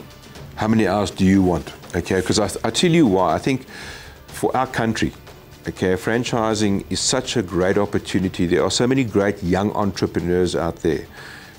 And I have a young man, etc., who's at varsity these days, and I would like nothing better than to spend a few hours, if it's a week, if it's 2 weeks, whatever the case might be, and a guy's really wanting to understand our side of the industry because it's become a very scientific platform, okay? So any sort of institution, whether it's a college, I would happily give up a few hours of a week, okay? So I'm going to say to you, because this can be spread over a period of time, I know you're a busy guy. Yeah. Can I get 50 hours from you? No problem. Okay, fantastic. 50 hours from Pierre, that's great, but we're not done. We're not done? We're not done. Okay. Now what I'd like to ask you, do you have somebody, whether it's in your field or in another field, that you could challenge to also give us 50 hours? Yeah, I've got 2 colleagues. I'm going to give them each 25 hours each, okay? Because they're great guys, etc. I've been with a guy called Mark Farrelly. He's been my wingman. I know Mark really well, yeah. Okay. For 25 years, okay. And also in our group, I've got a guy called Sasha Duplessis, who's in our marketing guy. Now, he's Alan's wingman, okay? He's our 2IC as our marketing executive. And he's the type of guy who would really enjoy, okay, imparting his knowledge and his experiences on those 25 hours. That's great, because what I'm seeing is really people being mentored by the Spur group. Yes. So sometime with you, some with Mark, and so on, and they'll come out of there really knowing maybe why they shouldn't be in the food business, because sometimes sometimes you learn that way. Yeah. So Pierre, that's been fantastic. Thank you very, very much. It's been an absolute privilege and a pleasure talking to you again. I thank you for your wonderful contribution. I would really like to show my appreciation by giving you a copy of my book, Making Your Mark. If you would like to be mentored by Pierre or his colleagues, please register on our website as a mentee. It could change your life. Until next time.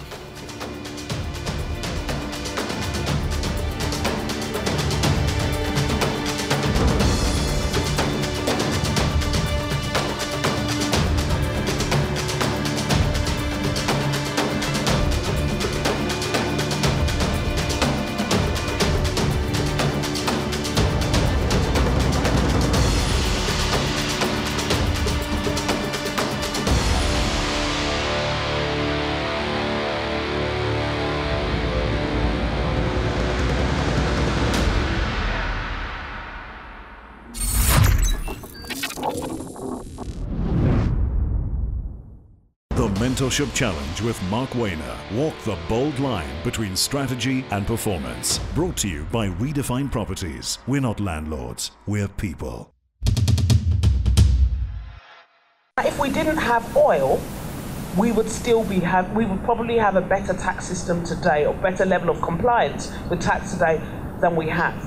And our vision for Nigeria is to have an oil plus economy. If you file, we'll not charge you interest, we'll not charge you any penalty.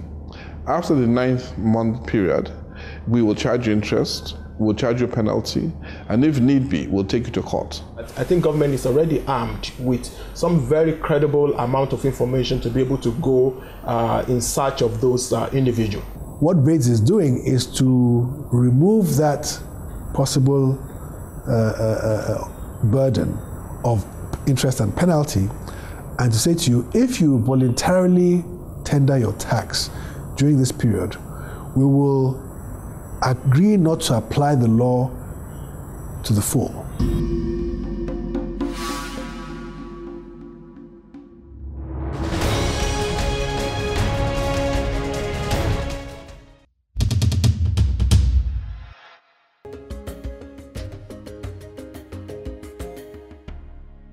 Hello and welcome to Doing Business in Rwanda with me, Michael Mjisha. Now, on this particular episode, we intend to look at how much Rwanda has moved forward with motorsport in perspective. Again, we are here for the Rwanda Mount Gorilla Rally. That is the 6th event that adds up to the Africa Rally Championship. We're not only here for the fun, but we intend to look at how much the business is going on for the drivers. This is Doing Business in Rwanda.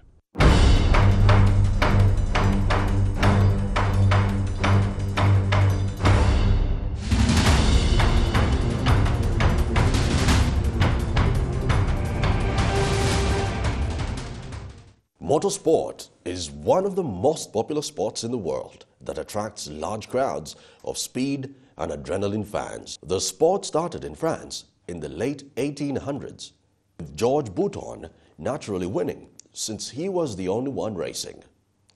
It was thereby introduced across the world. Drivers believe one of the pillars upholding the game is passion rather than money. It's a passion. It's like all sports. It's a passion. First of all, it's a passion. For me, it's a passion. Since I was a kid of 10 years old, I wanted to do rally. I was passionate. I was going on the road, seeing the rally. The first day I could do it, I did it. It depends on what you feel in yourself. First of all, I like racing, and you have to manage for your own income. Like save something for rallies, save something for this and this. So for me, when I'm home, when I think about this, I have to, first of all, if I get salary, I have to save at least 20% for the rally. And especially this one, it's for Africa, the international, so it's quite expensive here, but we try to manage it. It's an elite sport because you need money to do the sport. You do the sport you can afford. If you have money to afford with a small car, you will do it with a small car. If you have the money to afford with a big car, you will do it with a big car. But you have motorsport everywhere in the world. Rallying has grown as a business over the years.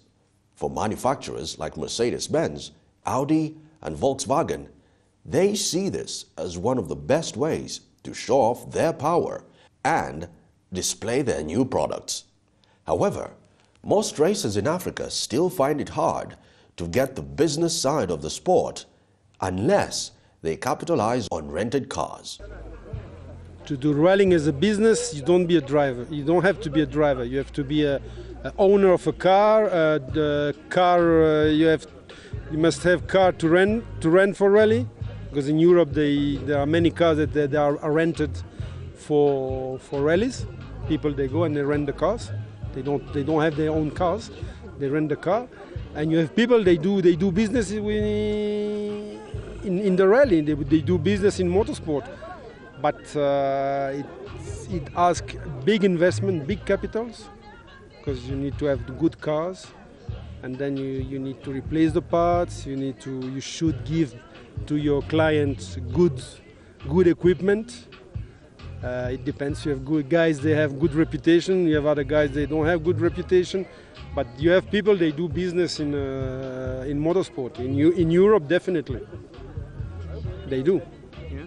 but not the drivers. The drivers, they are the customers, they spend the money.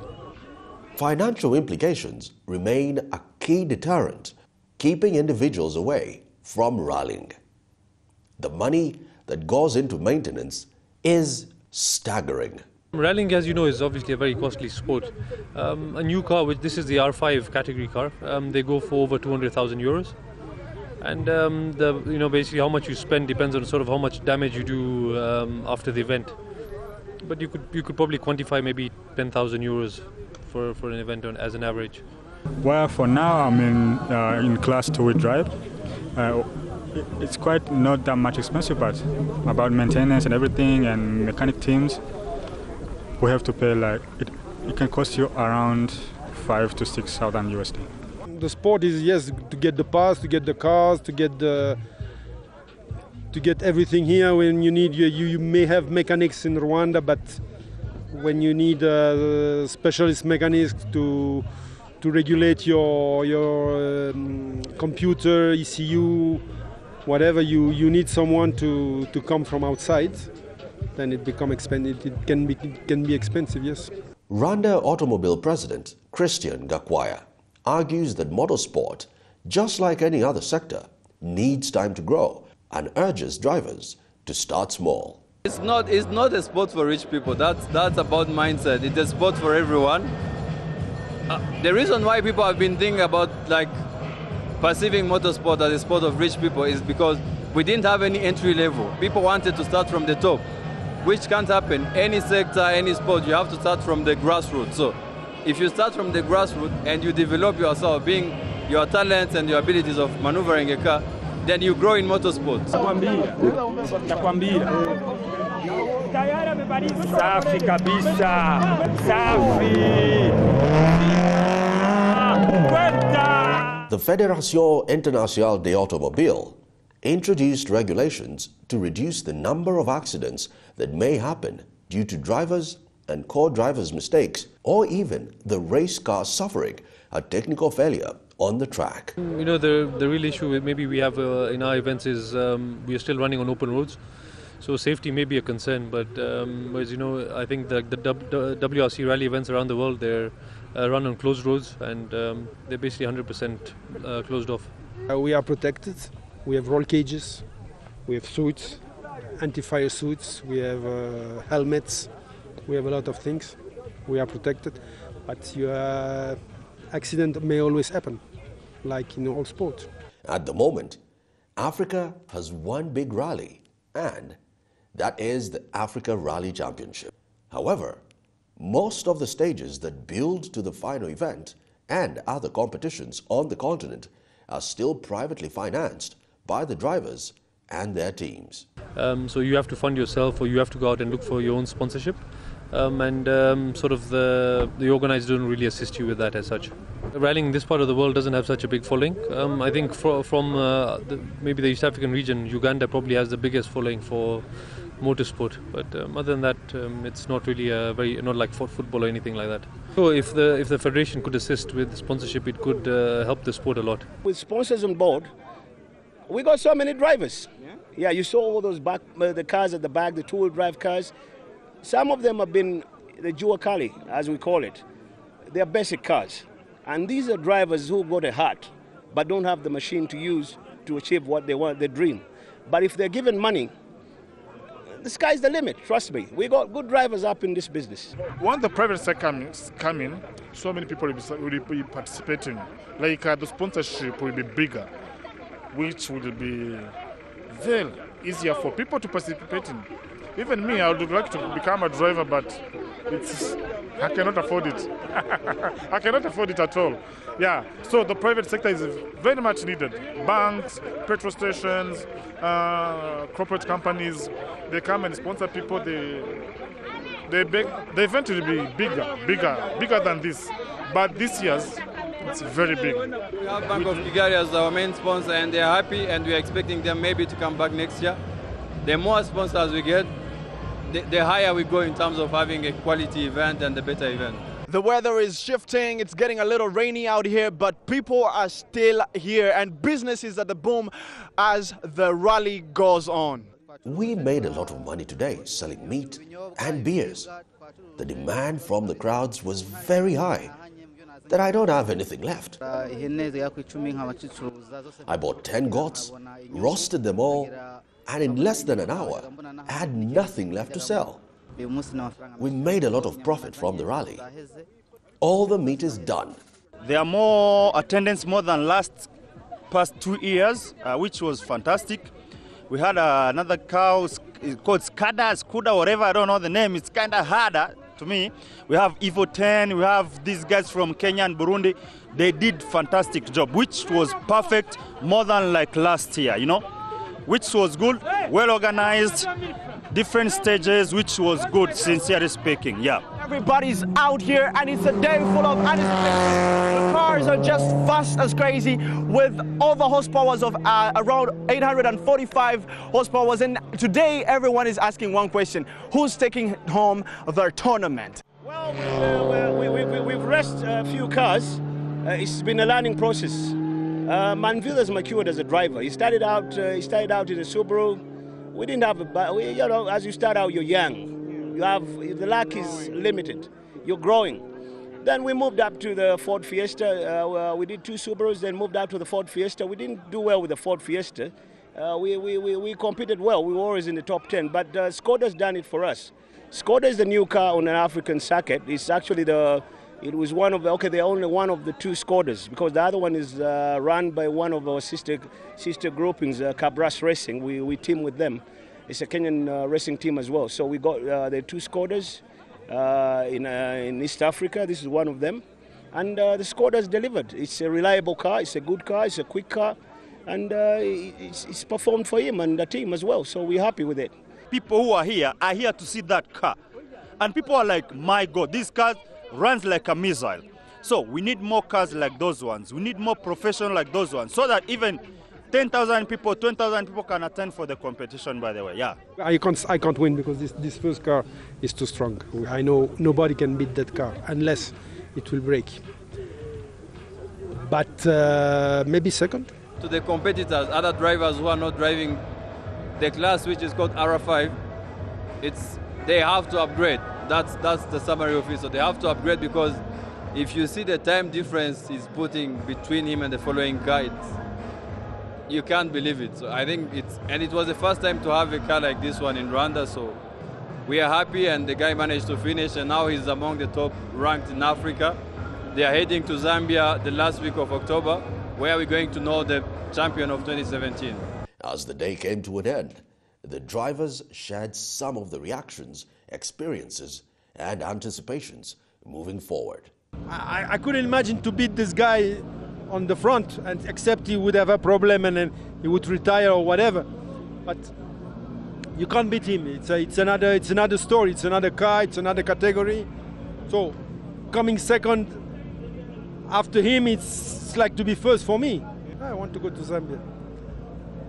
I did third in Uganda, I was second in Rwanda, maybe I'll be first in Zambia. Overall, the rally was good and we enjoyed ourselves and we won the rally. I think we may have won the championship, so maybe next year we might take part in the ARC again, so maybe we'll try and see if we can win again. For a nascent sport, Rwanda Automobile Club looks at grooming new drivers from a very young age with the introduction of go-karts. We are introducing the go-karts, the karting very soon.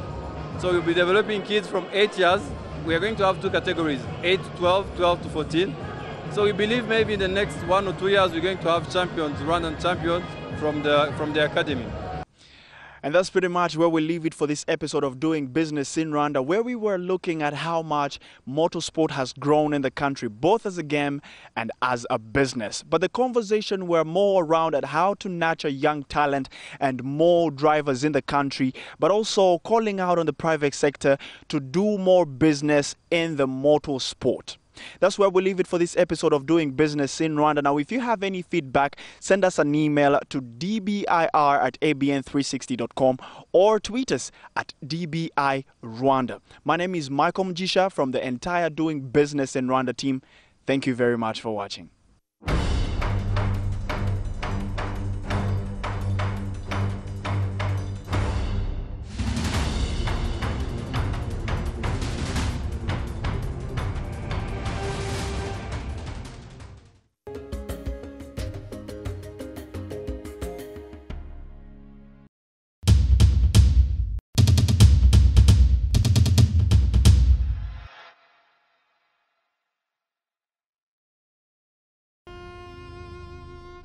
I believe the museum, the South African Naval Museum, is very important, especially for the people in and on the Cape Peninsula, because it is steeped in a lot of history. And even since 1994, when our country changed, we've proved and come first in many aspects of the Navy, in various exercises involved with overseas navies. From a historical point of view, this is the start or the footstep, the first stone, so to speak, in terms of naval history in Samuelstown. Here you get a glimpse of what the Samuelstown looked like way back in the early 1800s. But ultimately, if you're interested in history, then this is where it starts. This is the door to the Navy in the past and Navy in the present.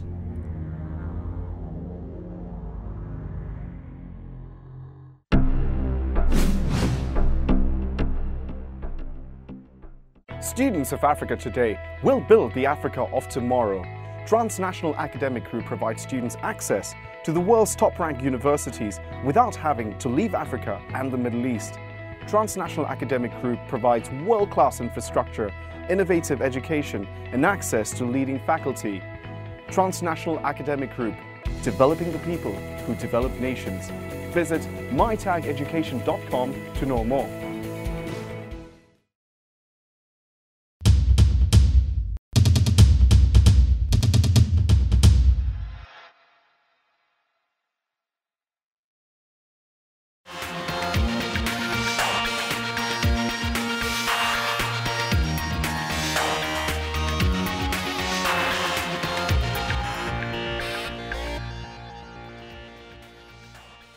Hello and welcome to Buy Africa, the show where we focus on investment opportunities around the continent. I'm Tsepo Mudiba, and thanks for joining me. Tonight, I'm joined by Celeste von Konia, Africa analyst at Rand Merchant Bank. And today we'll be looking at the Where to Invest in Africa report. Celeste, thank you so much for joining us. Sure. Let's talk about the immediate news coming out of that, or the two pieces of news. I don't know which is more shocking. South Africa's no longer number one in terms of the rankings. Who are they replaced by, and why, I guess? Okay, so yes, it was shocking because South Africa has been number one in the 7 years we've been writing the publication. Egypt has now overtaken South Africa. But just to highlight that Egypt only beat South Africa by 0.02 percentage points in the scoring. Right. But of course, the ranking shows Egypt is now number one. So just looking back at what the methodology brings to the document so that we can understand why South Africa is now second place, we look at forecasted growth rates. Right. We look at market size. That's clearly a there negative we go. for South Africa. It already shows, but also we know that South Africa's growth is now coming out of a technical recession and it will improve. But your country, like for instance, Egypt is growing by 3 to 4%. Sure. So I do suspect in next year's edition, when South Africa's growth starts to recover, it will easily, I think, go back into the number one spot unless something big happens in the markets over the next year. Okay. And Egypt, a strong market, and it's now actually ranked the biggest market in Africa when it comes to dollar terms. Right. That's now higher than Nigeria's and South Africa's. So that has helped Egypt get into the number one spot. Okay, so we touched market size, forecasted GDP, anything else that drives the rankings? A very important part is the risk component to the rankings, so Right. how easy it is to do business in these markets. So what we actually do in the publication is if a client decides they would rather want to look at the macroeconomics, we've got a ranking for that. Or if they just want to look at the risk, we've got a ranking for that. So that actually moves the countries then quite nicely into different positions. But essentially, if you take the macros and the risk component and give each 50-50, that is the simple methodology that we use so that we can cater all across the board for corporates and asset managers wanting to invest into Africa. Okay, the other, which I think is actually the massive story, is Nigeria falling out of the top 10. What's driving that? Okay, again, growth. So very similar to South Africa losing its number one spot, Nigeria lost its top 10 spot. So growth, recession last year, ever so slightly coming out of recession. So we see the positive movement in growth rates, but only an expected 1.52% growth in the next 3 years. Not great. Not great. Also, its business environment has seen a slight decline. I think it was just a period of uncertainty with politics, but it wasn't a significant decline, so we don't have to be too concerned. It's just that Nigeria is too dependent on one sector, and we know all what that sector is. And if Nigeria starts diversifying, I think its solidity in the top 10 will improve over the next few years. But again, the first time ever that Nigeria has fallen out of our rankings of the top 10. Right, which probably highlights that doing business on the continent or looking for investment opportunities on the continent, you need to look broadly rather than the big names that we would have associated. Yes, absolutely. Before. Okay, let's turn to a slightly positive slant. So who's doing well? We've touched a little bit on who's going backwards. Who's doing well in terms of rankings? Well, I think what was quite surprising to us is Ethiopia rather, moving into the top 5. Wow. So it used to be, it's always in the top 10 because it's got a very large market, one of the top 10 biggest markets in Africa. Yes. It's got 97 million people, or 90 million people rather, and we see the significant growth rates. But it's that growth rate again, which has pushed it up the rankings. Ethiopia's government is investing heavily into its own industries. I will not take away from the fact that Ethiopia is still one of the most difficult business environments to some extent, if you look at repatriating your dollars out of the market, exchange controls, etc.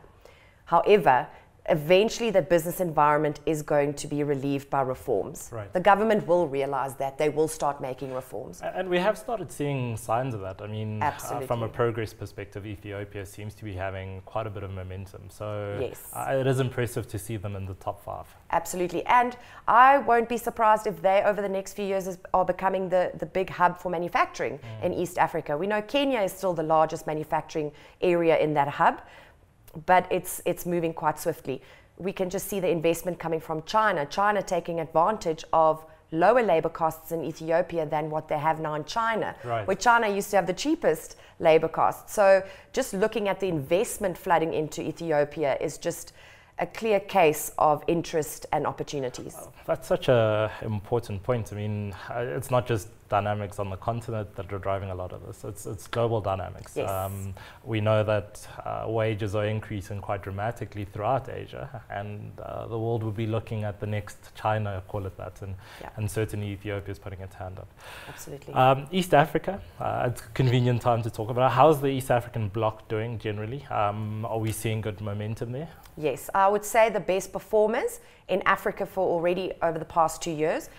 A very good example is just looking at their currencies, specifically the 2 shillings, Tanzania and Kenya.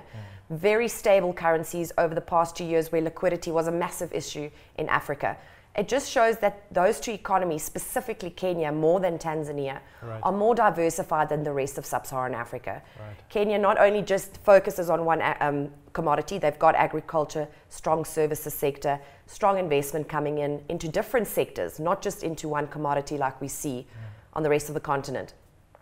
Of course, Kenya has its challenges. We see the interest rate cap at the moment, yes, which we strongly believe will be either adjusted or taken away completely in 2018 because it is actually restricting or crowding out the private sector. We do know there's an election coming up in October, but I don't think we should be too concerned about market moving events around this time. But I do believe investors are going to use a wait and see approach to see the outcome of the election. One of the things we talk about regularly on the show is the integration of East Africa. Yeah. Is that helping facilitate the positive momentum that we're seeing within the region? Oh, absolutely. If we just look at Kenya's major trading partners, it's neighbors. So right, that is just a key indicator that regional trade is just improving significantly within these countries. I don't think anytime soon they will become a monetary union. Yes. I think the politics plays a part and different central banks with different agendas. So right, I actually understand that completely. Right. But just the fact that they are using the benefits of each economy to help one another. We spoke about Rwanda earlier. Very small market, yes, strong growth, very easy business environment. So companies rather can go into this economy, even though it's small, and tap into the opportunities we are seeing in the rest of the East African community. So if we actually look at the stages of where the East African community is right now, they have very similar regulations to SACU. Right. So it's getting there to where SACU, which is the best trade union or trade agreement in Africa, right. East Africa is slowly but surely moving into that direction. Could an argument be made that potentially, as we do this analysis in 4 or 5 years' time, that East Africa as a bloc will actually be the better performing bloc within the continent?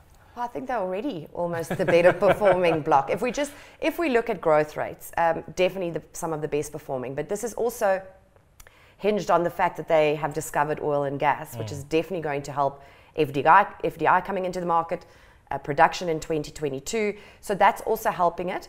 But what you are saying now is that the political will seems to be there to create a bloc that is thriving and just creating jobs, creating businesses within itself. Right. We have to be careful, obviously, of not to restrain other investment coming in. So it's a catch-22 situation, but I think, yes, it's definitely one of the hot spots for the next decade. Some of the markets, let's move away from the positivity around East Sure. Africa. Some of the markets that come to mind when we're talking about investment destinations, people talk about Mauritius, potentially talk about Botswana as a destination. How are they looking in terms of rankings? Are they anywhere near the top 10? So they are near the top 10. The reason why they're not in the top 10, and we've often got this question because it's the least riskier environments. Right. Namibia, Botswana, and Mauritius are all investment grade, yes. Rated above South Africa. Yes. So, of course, there's that concern. Why are they not there? The reason for this is, again, going back to our methodology. Growth, it's stable growth of about 3% in the region. Looking at your market size, putting those 3 markets together, it's still not even close to where in Egypt, Nigeria, or South Africa is when we look in dollar terms. Right. From a business environment perspective, if you had to take macroeconomics out of the equation and the market size out of the equation, those countries will most certainly be in the top 10. So is a key inhibitor the fact that there is really no or in comparison to East Africa, there's no integration across Southern Africa, certainly for Namibia and Botswana. Is that something that's holding them back to being further up the rankings? No, I think it's the fact that, because Southern Africa's integration has been the best in Africa. Sure. So I do think there's always space for improvement. But unfortunately, I think Botswana and Namibia's economies are still very much connected to South Africa. So when South Africa sneezes, they feel it a little bit. Fair enough. Even though I'm not saying they're not independent, they obviously are, but they also are very reliant on one type of commodity, and that's diamonds. Right. So still very risky environments when it comes to what happens to the commodity prices. So when we take a big picture look across the continent, is this year slightly better than last year from a, I guess, across the ranking perspective? Where are we in that mix of as a sub-Saharan Africa or an African investor? Yeah, I truly believe we're out of the dark stages of where Africa found itself in the past 2 years. We can just see that from the opening up of more liquidity into these markets. Nigeria, even though they had regulatory changes, we have seen that a slightly higher oil price has started helping with the liquidity situation, which it has improved significantly since last year and the year before. But it's still a game of commodities. It's just because commodity prices are increasing. We have spoken of diversified economies like some in East Africa and your Northern African countries. I think that we'll see sustainable growth rates there.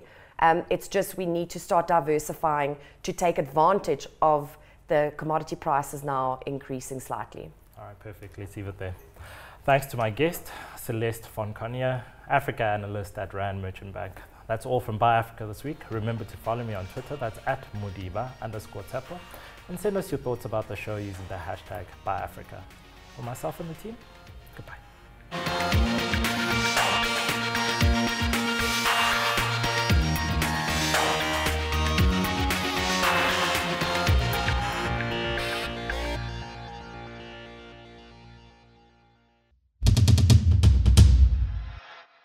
South African Forestry Companies Limited, SAFCOL, brings together forestry-related decision makers and corporate stakeholders from both the public and private sectors of business to explore the forestry industry. SAFCOL's Forestry Industrialization Conference looks into challenges and opportunities to be exploited in the industry. Catch the 2017 Forestry Industrialization Conference on Sunday at 2:30 Central African Time.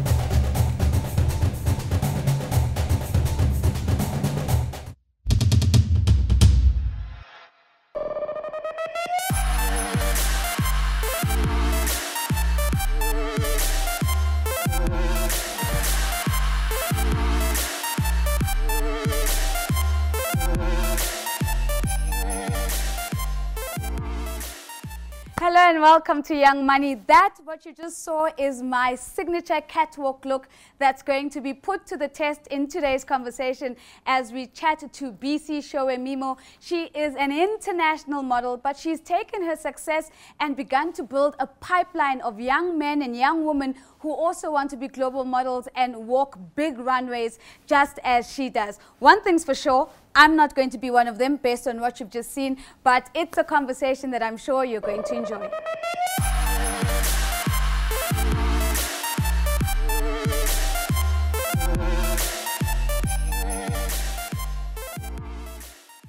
BC, thank you very much for making the time to join us. I feel like such a dwarf sitting next to you. And of course, you have been doing amazing work on the continental and global stages as a professional model. When and how did that journey start? I actually started modeling probably in about 2002, but it wasn't something that I wanted to do. Because I was tall, and obviously back in the days, a lot of modeling was not something that was really taken seriously in Nigeria. So the only thing that I thought I could do was play basketball. So did you play? Well, I almost got there. Just when I was about to start, that's when the modeling journey started. But growing up, I used to play basketball with my brothers at home, and I used to play football with them. I used to shoot pole. So I used to do all the boyish things because I have 5 brothers. Yeah. So, and I've got one sister, and she never really grew up at home. So it was always like doing the boyish things. And I wanted to play basketball so bad because for me it was just so much fun, and that was the only thing I could think about. Right, natural advantage and everything. Exactly. So modeling was not something that I ever thought about. I mean, but I used to watch like shows, and I used to see like models, but I never thought it was something that I wanted to do. And then one day my cousin was like, why don't you try modeling? And people used to tell me, but I never knew what it was. Yeah. And I think this was in the 2000s, she was like, you know what, I'm going to introduce this to somebody. So she introduced me to a friend of hers, and she was more like a commercial model. Yeah. And she said she couldn't help me, but she knows like a fashion model that could help. And she introduced me to her, and I started doing a little bit of shows here and there. I had to she had to train me how to walk on the runway.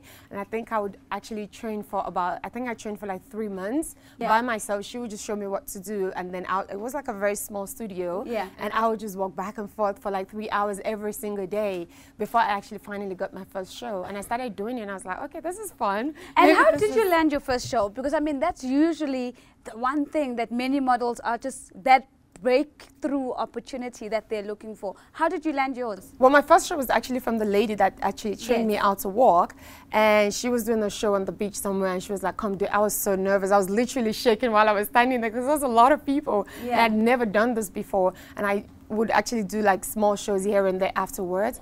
And then in 2004, I won a competition called Fashion TV Model Awards that I actually almost missed the audition.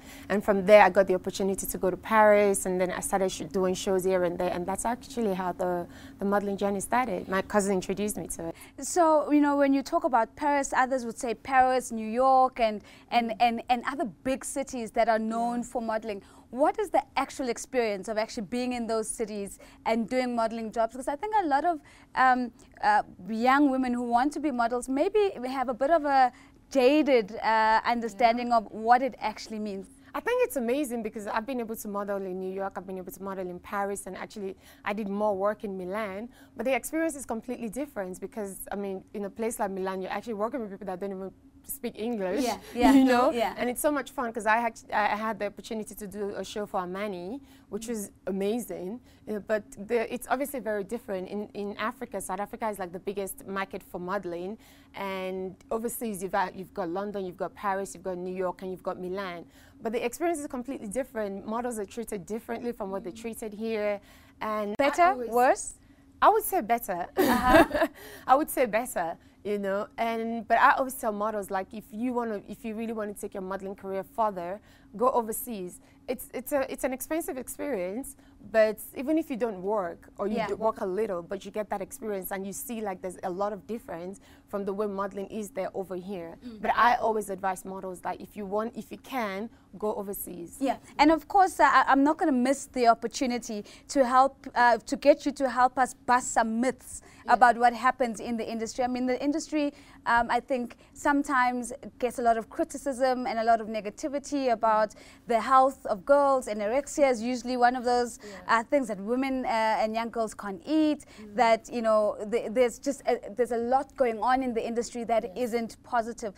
What has your experience been like, and do you think there's any element of truth to some of these criticisms? I would say in South Africa, I don't think it's as hectic as it is overseas. I mean, I always tell people, people look at me and they're like, do you even eat? And I'm like, I eat a lot, but you don't see it. Yeah. And I mean, South African models eat here. I mean, if you're backstage and you actually see how models eat, you'll be so surprised. Yeah. But overseas, I've had experiences of models where they actually say a lot of them don't even eat. All they just do is like put orange juice and cottonwool oranges and they swallow it. Wow. Which is crazy. When I went to New York for the first time, I remember I met a lady from an agency, I can't remember, and she told me that I needed to lose weight. Where? I know! And I was like, I looked at myself and I'm like, that's crazy. And I've had experience, I mean, I've had stories of friends that have gone overseas as well, and they've told them like they're too big to do fashion week. And I look at those girls and they're like super skinny. Yeah. So it does happen in the industry where things like that happen, because it has been said to me that I needed to lose weight, but I looked at that and I was like, if that's going to be what's going to make me model overseas, then I'm not going to do that, because that's crazy. You need to eat. You need, I mean, there's a lot of craziness that happens backstage. Yeah. You know, so if you don't eat, if you don't have the strength, how are you going to be able to do the shows? But a lot of girls want to model. A lot of girls want to walk the runway for Versace and for Armani, and they would want to stay skinny, you know, just to be able to do those shows. But I always say, if that's going to be the cost for you to be a model, I don't think you should go through it. Just eat. What's been your most memorable show that you've ever done, and why? I would probably say the Armani show, because it was amazing. I mean, I got to model with the likes of Ale Kwek, and there was probably like, I think 58 girls on the show. Yeah. And it was a wonderful experience. I almost missed the casting, actually, because I got there, and the lady that saw me, she just went through my book, and they do that a lot of us. They just quickly go through it, because a lot of girls they have to see. Yeah. And she's like, thank you. And I'm like, that's it? And she's like, yeah. And I left. And I was on the train, I came out of the train, and my agent called me, and she's like, no, BC, you saw the wrong person, you need to go back. And then when I got there, the casting was already over, and I was like, I just missed it. But then I saw Manny himself, and he's like, what's, yeah, I know. I mean, you can't just gloss over that, like, oh yeah, I saw Manny himself. Yeah. And then I saw him, and it's like, what's going on? I'm like, I just got here, I came earlier, and they told me I missed the casting, and it's like, it's okay, just give us something to wear. And I wore the outfit, they took pictures, and it's like, thank you for coming.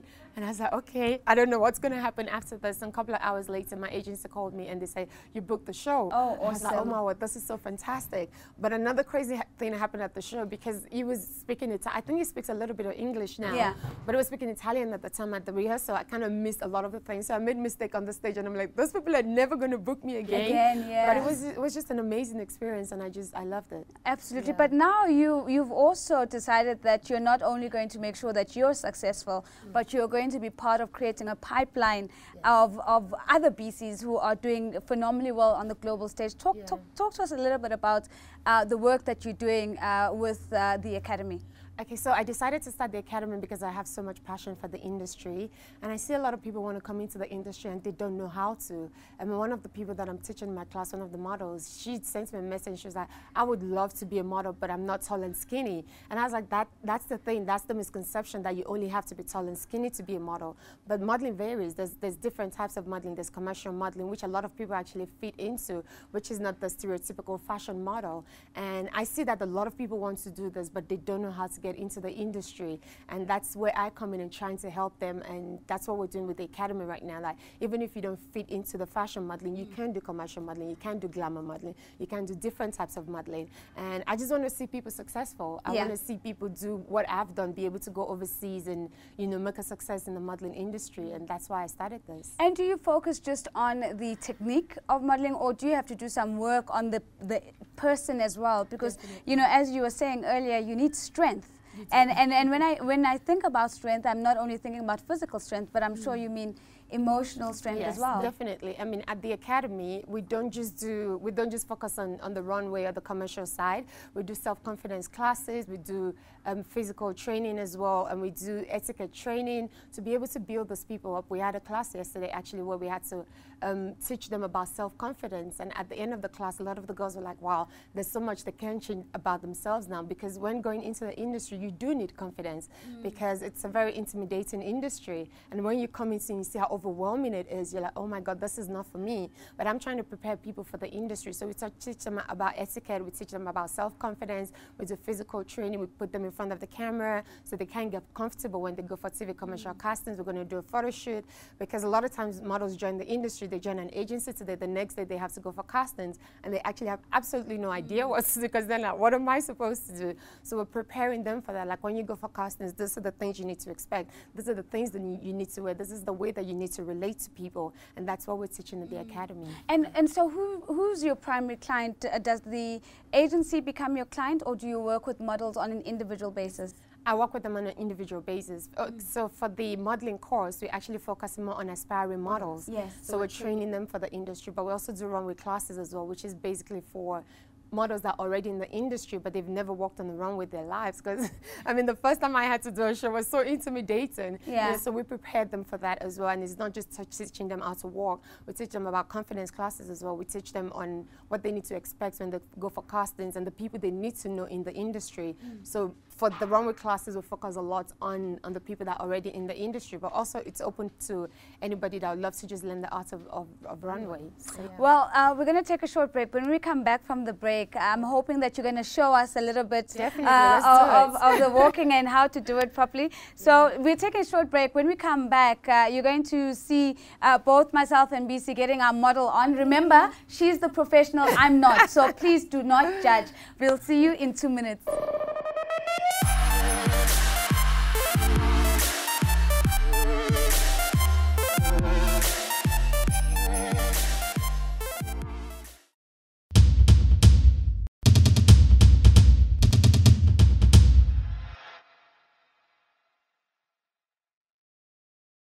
In Forbes Africa October, we're talking the health business, how competition is hotting up for health tourists, those who want to go to hospital and then onto the beach.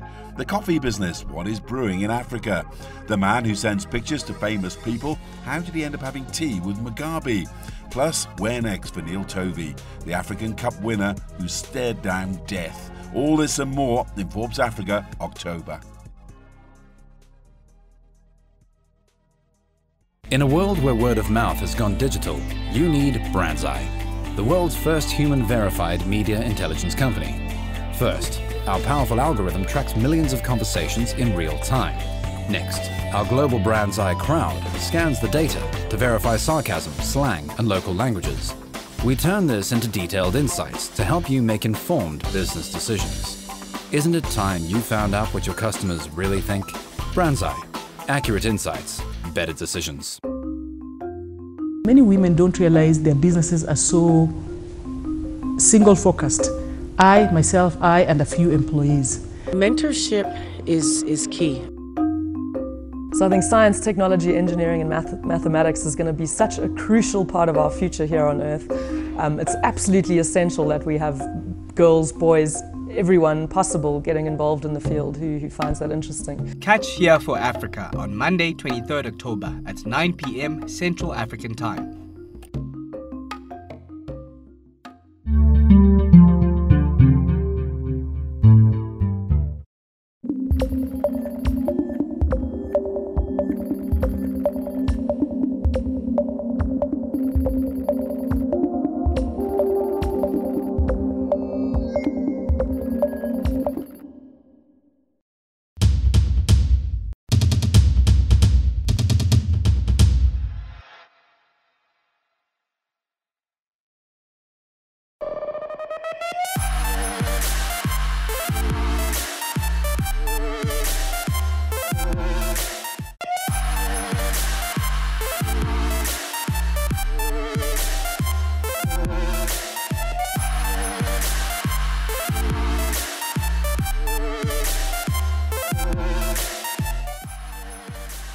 All right, so this is me living out my modeling dream. And from what I saw, BC, is that you kept a straight face, and you look straight ahead, and your posture, you have to be square, breathe right? In, shoulders back, and look straight. And just put one foot in front of the other. One foot in front of the other, so no walking like this. No walking like that. Okay, has to be like this. In front of the other. Okay. You can do this. All right, here goes nothing, guys. I just need to get the face first. If I laugh, just forgive me.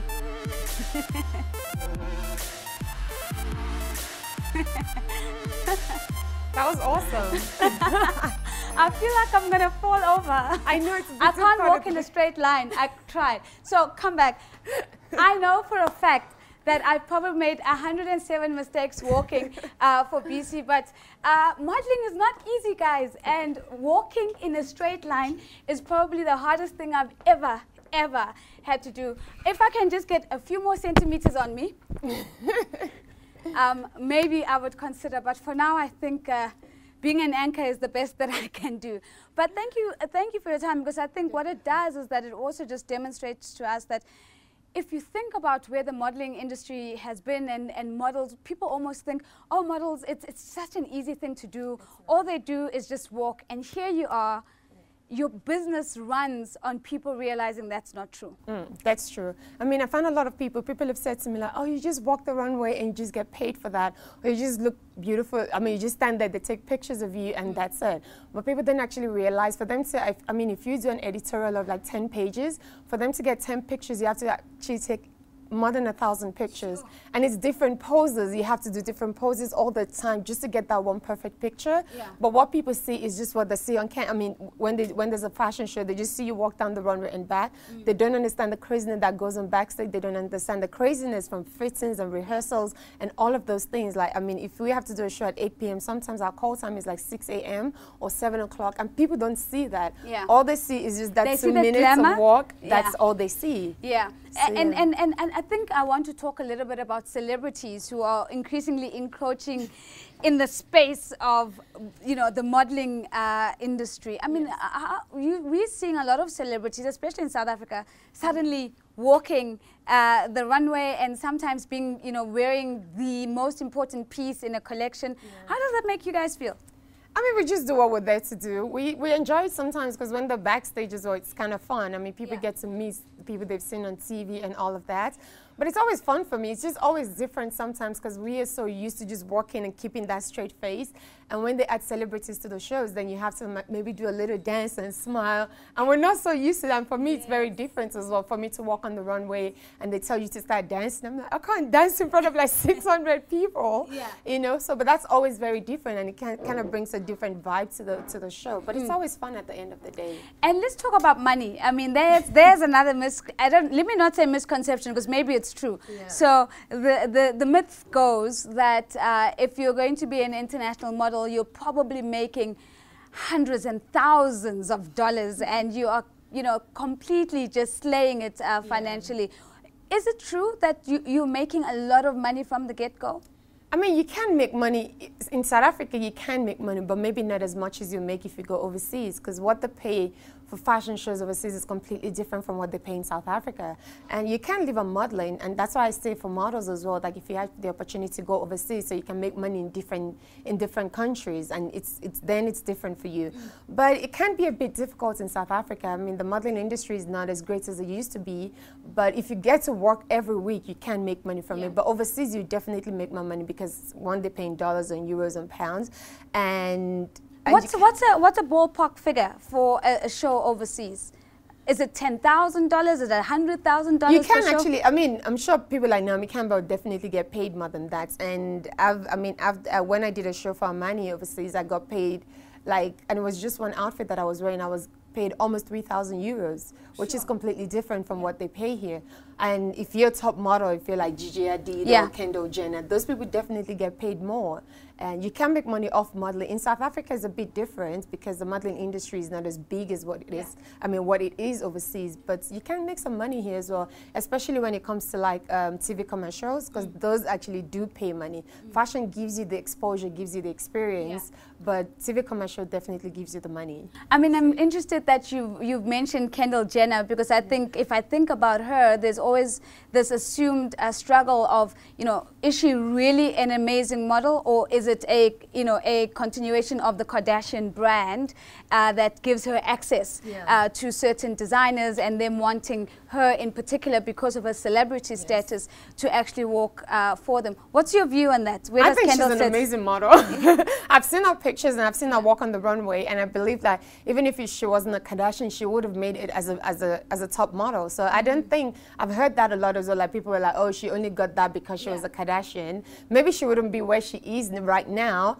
But she's an amazing model. But she's an amazing model. I mean, you've seen her pictures. Yeah. We see her picture all over here as well. And I've seen her on the runway, and I think she's amazing. I wouldn't say she's there because of the fact that she's a Kardashian. Maybe she's made the big name for herself now because she's a Kardashian. That kind of opened doors for her. But looking at her on the runway and the pictures that she's taken, I think she's fantastic. And modeling shows, you know, Tyra Banks comes to mind, and the shows that she has done and others. Do models aspire to be a part of these reality shows where we see, you know, models competing and so on? I think they do, but it really depends on the person. It really depends if you want to get, in front of the camera like that. Yes. For me, I don't know. I think I get shy sometimes to do something like that. But if I do get the opportunity, I would definitely do it. So yeah, models do, they do. So before we wrap up, let's talk a little bit about your future plans. I mean, you have bagged a lot of really big names that you have walked the runway for, and you've been recognized and acknowledged for a lot of the work that you do. What's next? I mean, I just really want to take this, the Show Model Academy further. I really want to see a lot of people. And for me, like, I've had somebody ask me, like, are you doing this for the money? And I'm like, you need to follow the passion, and the money is going to come after. So for me, I want to have the impact. I want to see people that I've trained. I want to see them at Fashion Week. I want to see them on TV commercials. I want to see them on billboards. And for me, mainly right now, is just for the impact. I know the money is going to come after, but I've seen, like, when I did a runway training in February, 17 girls came to the class, 11 of them went for fashion week castings, and 7 of them got shows. Wow. And for me, that's just fantastic, like being able to see them backstage, walking the runway with them, and all of those things, and just seeing them on the catwalk, it just gives me so much joy. And I just really want to take that further and see more people, and not just for South Africa as well. I don't want to just have models, because I do modeling scouting as well, and I just don't want to scout models for South Africa. I want to take it overseas as well and be able to send models to like Milan and Paris and New York and all of those places. So I'm really hoping and praying that, you know, Show Model Academy goes further. Yeah. And focus on young men as aspiring models. Do you get the sense that we're seeing more numbers coming through and other men doing very well? Definitely. I mean, in the class that we're doing right now, we've got 2 boys in the class, and I see them doing great things. I mean, they're only 16 at the moment, and maybe there's not a big market for that age, but they do have their own thing as well that they do. And definitely, I want to be able to scout. There's a big market for them. Maybe not as much as the girls, because I was actually reading a piece about that as well. Like, do we really have like top male models? I mean, the first top male model we ever knew was what's his name, Tyson Beckford. Yes. But there are more coming now. It might not be as big as the girls, but definitely there's a market for the boys too. And finally, I mean, there's a lot of entrepreneurs, aspiring models, established models watching the show right now. If you were to give them just some advice that is based on your own personal journey and your own experience, what would that be? I would say believe in yourself, and if you have a passion for the industry, just go for it. I always believe in anything that you do, you have to have a passion for it, but believe in yourself and be confident, because for the industry, you do need to believe in yourself that you can do this. You go for castings, you see people that have been in the industry for a while, you get nervous and be like, oh my gosh, I don't think I can do this because this person is there.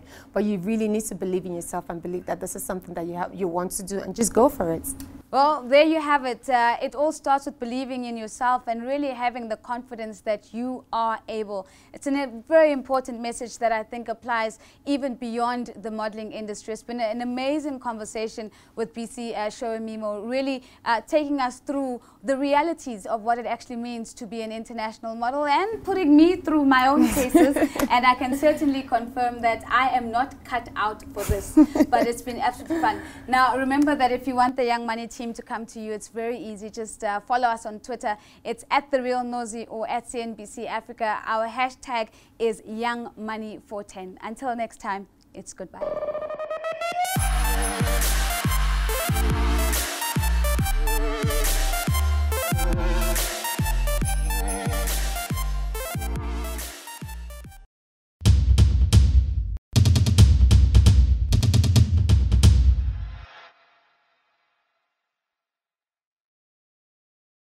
South African Forestry Companies Limited, SAFCOL, brings together forestry-related decision makers and corporate stakeholders from both the public and private sectors of business to explore the forestry industry.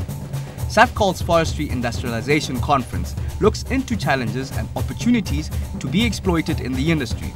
Catch the 2017 Forestry Industrialization Conference on Sunday at 2:30 Central African Time. Projects that have been put in place by the Castle of Good Hope, projects like skills development programs, women empowerment programs, entrepreneurship programs. In order to go forward, we need to reconnect with our past, with our roots, with our Roman. So this program we have with Abate, we're connecting our people with social history, not necessarily his story, but our story also. Stories in themselves don't mean anything. But when the stories can be translated into the effect that they have on people, not only then, but even in today's society, that's when they have to be explored, and that's what we're currently trying to do here. What is never again? What are some of those things that actually happened and were inflicted on other people that we should never again produce for this nation?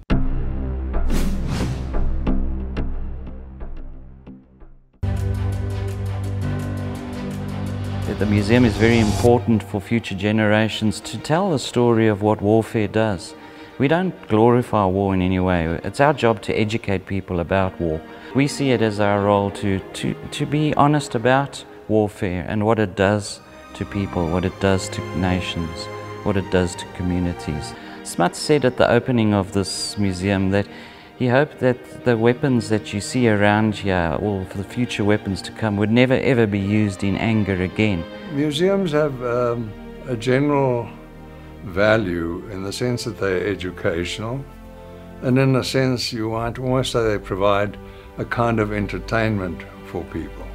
But it's far more serious than that. A war museum or a military museum tells you of what their citizens have done, especially in these dreadful wars that we've had in the 20th century.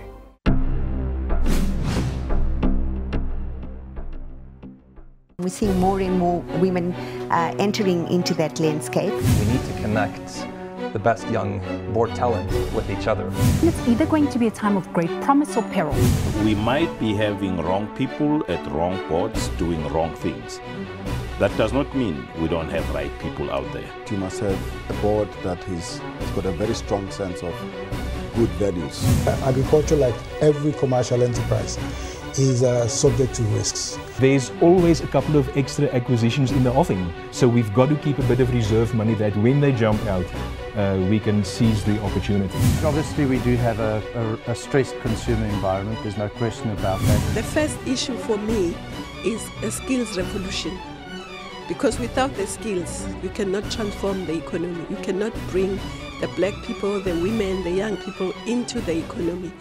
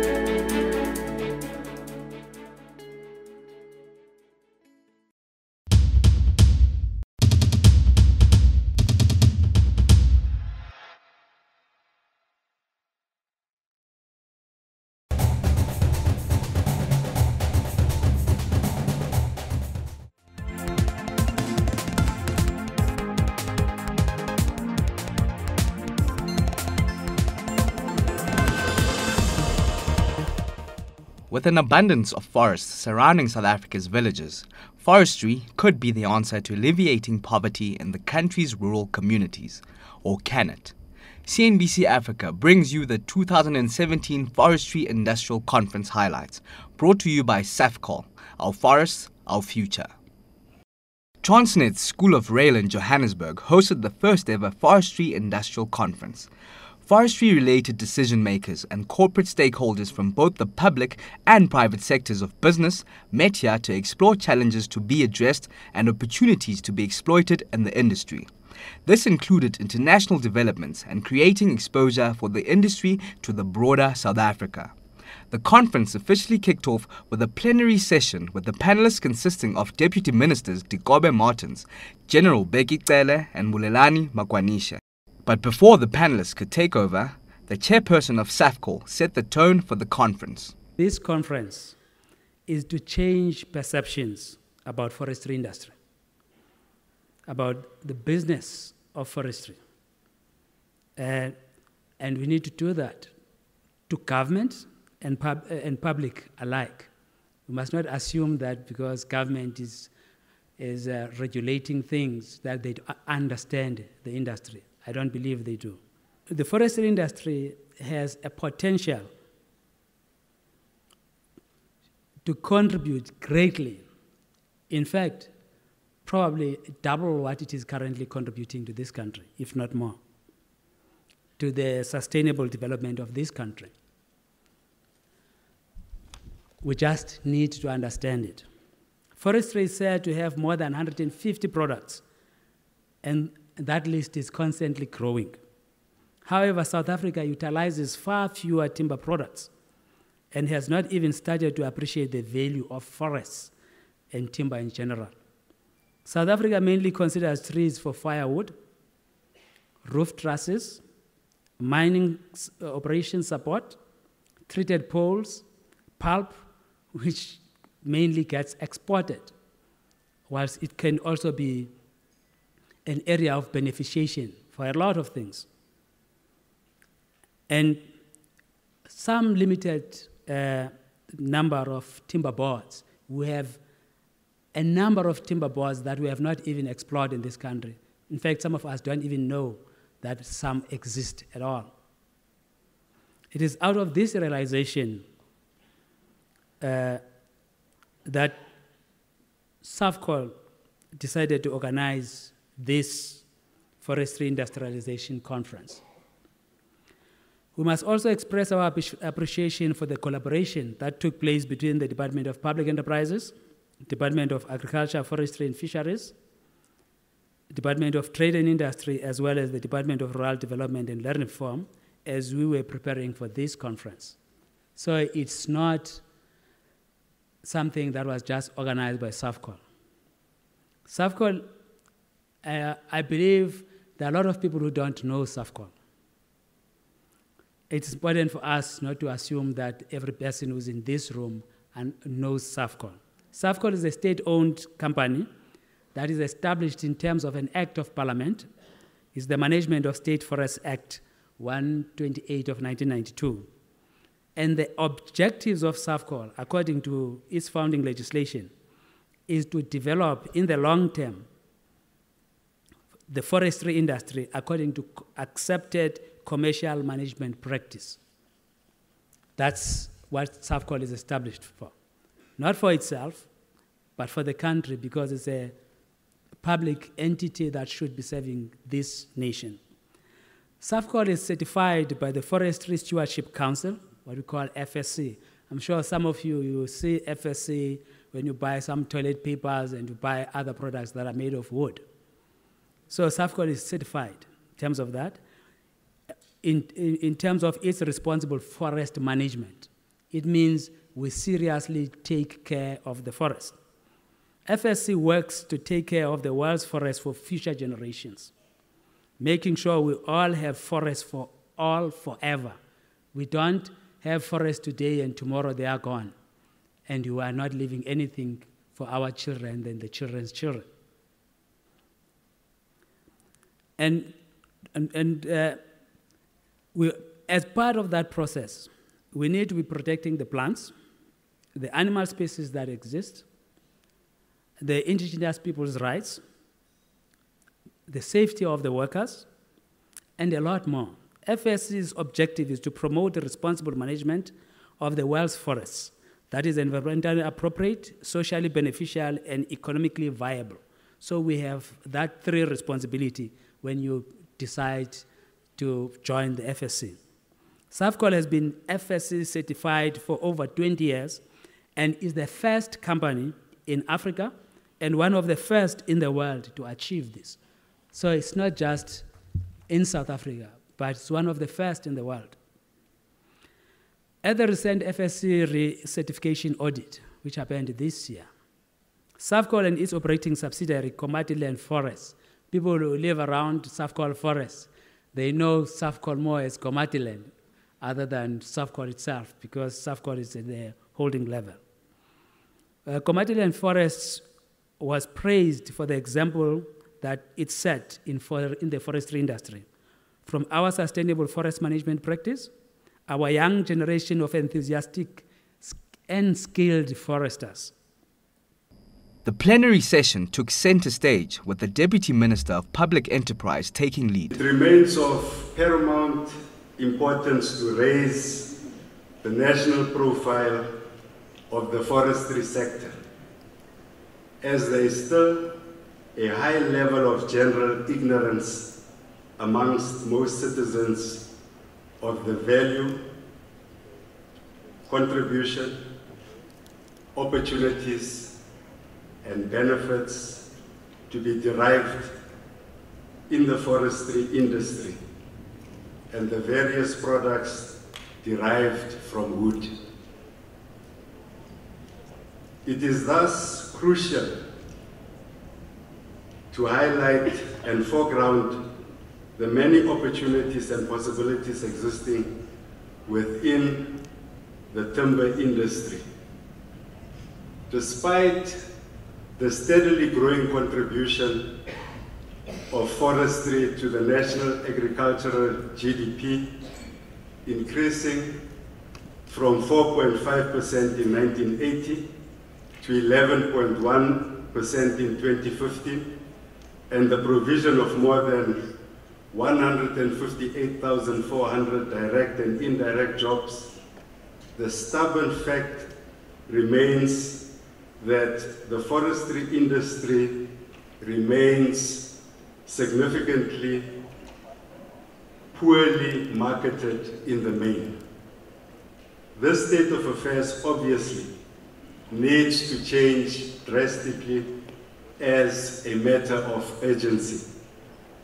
This conference of stakeholders provides a timely opportunity and platform to discuss the challenges of what needs to be done to place the forestry industry on a dynamic and growth path that's sustainable to the industry and that will enhance the livelihoods of communities that stay in close proximity to forests.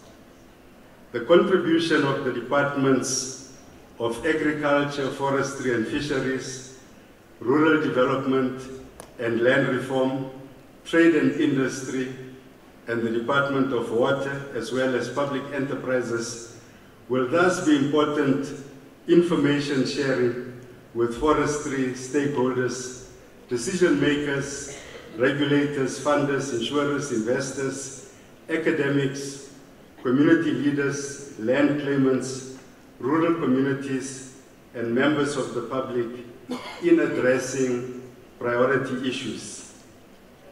It is common knowledge to everyone present here today that forestry has the potential to contribute more significantly to the economy of South Africa, and that it has the potential to alleviate poverty to a greater extent and to create more jobs, and also to transform the economies of rural communities by a greater margin. But it is more important and more compelling that more ordinary people outside this venue get to know that the forestry value chain includes many downstream opportunities like further products which can be produced and beneficiated from primary and secondary timber processing, such as furniture manufacturing, timber framed and other timber construction, like the construction of timber bridges, houses, schools, and clinics.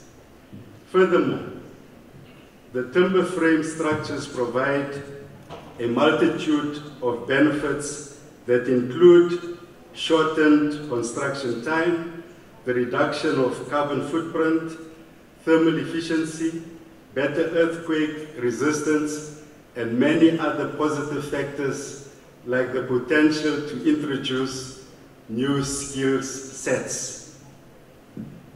Our collective challenge as delegates to this conference is to make ordinary people aware of all these opportunities and possibilities. It will also be of cardinal importance for members of parliament representing the various departments to work together to ensure that the various policies, laws, and standards that impede the full utilization of timber are reviewed or repealed. I hope that the discussions today and tomorrow among stakeholders will be frank, critical, and constructive, and result in a progressive paradigm shift for the forestry industry. CNBC Africa caught up with the chairman of SAFCOL on the sidelines of the conference for more insight on his expectations for forestry in South Africa. We are here for the Forestry Industrialization Conference, which basically is meant to bring to the attention of South Africans the opportunities that can come out of forestry if we understand its potential. So we're here to explore that potential and the challenges to that potential so that we're able to go forward and make forestry one of the strategic centers of economic development in South Africa. Now, the majority of forests are situated around rural areas. How will forestry benefit these areas? In fact, forestry should be the one that stems the migration of rural people from the rural areas to the urban areas. We should not be having shacks. People should be staying in their homes and are being assisted in manufacturing and being involved also in the procurement and supply chain processes of the operations there, and be involved in the entire value chain of forestry processes, from the planting of trees to beneficiation in the downstreams. Now, what are the major challenges facing the industry itself? I think the major challenge is firstly, is the fact that government is communicating in silos. That's number one. Number two is that at times decisions are not made on the basis of science. They are being made on the basis of feeling. And thirdly, that we don't ask ourselves questions that want to make things happen. We are comfortable to get the reports that says this can't be done. And these are challenges. And in that process, we also have a regulatory environment that is constraining. And that regulatory environment is also not sufficiently informed. South Africa has not been fully participating in the development of forestry internationally. We have got global standards, global interaction that is not reflecting in the regulatory environment in South Africa. And these things need to be removed. That's why we have this conference. We have invited even those regulators to come here and hear what the industry says about the possibilities and why they need to change whatever that they have been doing that has been constraining forestry growth in the continent. Now, talking about the global aspect of forestry, how will it fit into the new buzzword called the Fourth Industrial Revolution? You see, the Fourth Industrial Revolution is said to be centered around technology. And now we fit in, firstly, the research and development. The problems that are said to be problems about water. Research indicates that you can even, we have hybrids already. We have our own SAFCOL Research and Development Unit. that is developing hybrids that fit in the different areas where we plant trees. But in response to some of the challenges that are said to be South African challenges, and in fact global challenges, now science have moved to plant editing. It means that research can be done to identify what is causing a tree to take more water and remove that part and allow the tree to grow and be strong, whilst in fact it's benefiting everybody without the negative aspects. That's one. But number two is the technology. You know, forestry is not just trees. There's a lot of technology that is required for planning, for monitoring, even for fire. If you want to detect fire, you don't have people standing all over the place, when, especially like SAFCOL, when you have about 189,000 hectares of forest. So you have technology, you use that. Even the drones, these drones should be able to be used in the forestry so that they can be in a position to detect fire and also be used to deal with illegal logging and theft that is currently happening. So technology as well, including planning, you know, the measurements that are being done, the GIS systems, all these things are fitting. In fact, some of the technology that we are using is being imported. And South Africans should, the ICT people should be interested. Practically everybody should be interested in forestry, because forestry is like mining or crude oil, you know? And there are a lot of things that can come out of it if we understand what we are dealing with. And then taking it back home, what role will forestry have in radically transforming South Africa's economy? Yes, because forestry at the moment, you know, we said there's more than 150 products that are made out of forestry. And South Africa, if it has many, it has about 10. Can you imagine? So it means that it is one of those areas that has a lot of potential for radical economic transformation. But we need people, we don't want black faces. We want people who want to dirty their hands, who want to learn, you know, so that we get the best, because you are not only making these things for South Africa, you are making these things for the world. So the chances are there, even with pulp, for instance, that is being produced by Sapi and Mondi. Government should be saying there's a portion that must remain in the country for further beneficiation. We must make plastics, we must make polymers, we must make a lot of other things that the world needs for the green environment. While the conference continued inside, the 3 deputy ministers on the panel were tasked with confronting challenges within the forestry industry. Most forests in South Africa are situated around rural communities, yet these communities hardly reap the rewards of forestry. Looting is also a major problem facing the industry, as the Deputy Minister of Agriculture, Forestry and Fisheries pointed out. Why I'm not going to rate my species, because usually people that write species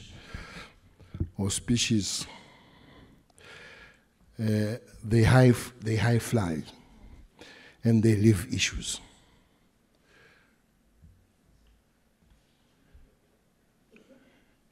The real issues.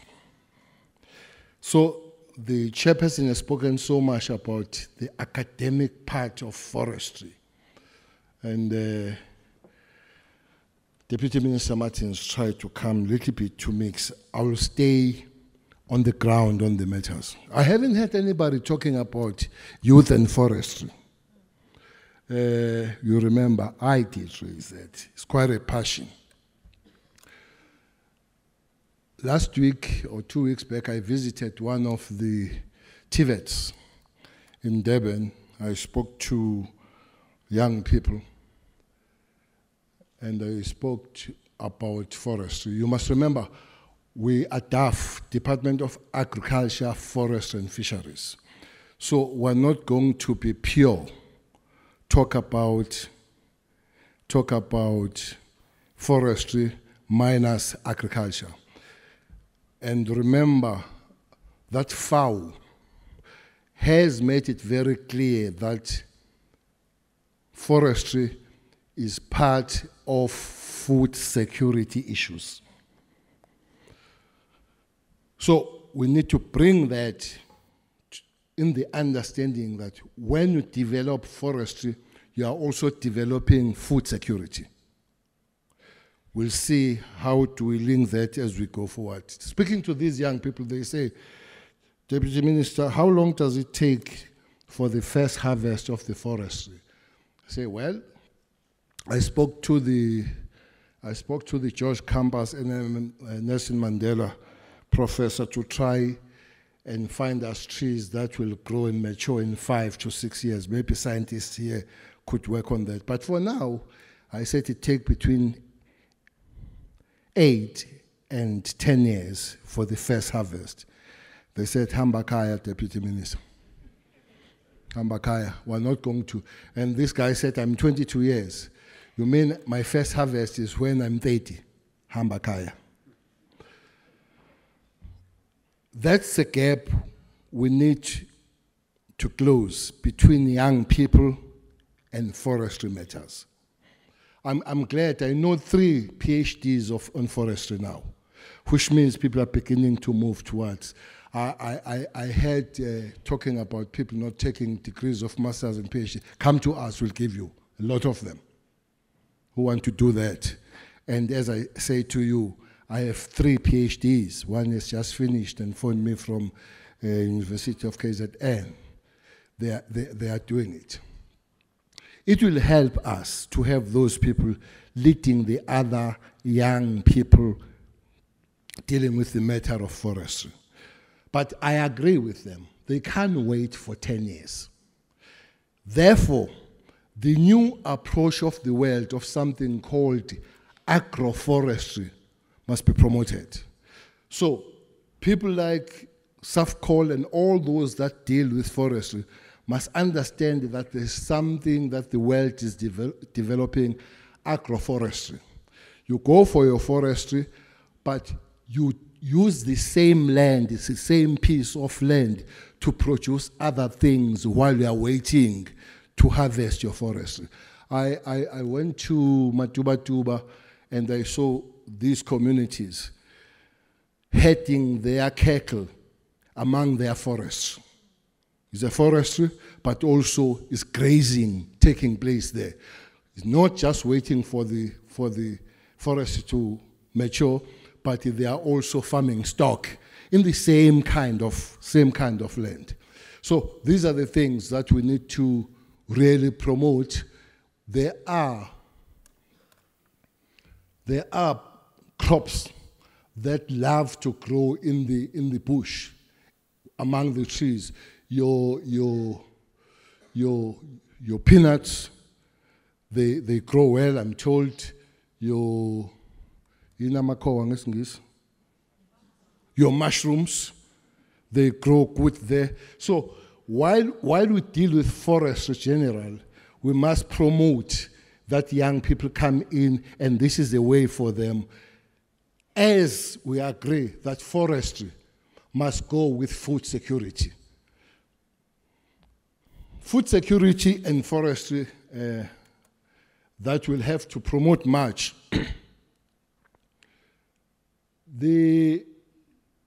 Out of 14 million people that go to bed without food, I'm told the figure is better now, it's 13.7, but it's still a terrible figure. The hungriest province is KZN, and the least hungry province is Limpopo. And it has been discovered and scientifically researched that one of the things that make Limpopo not very hungry, because every household in Limpopo has a fruit tree.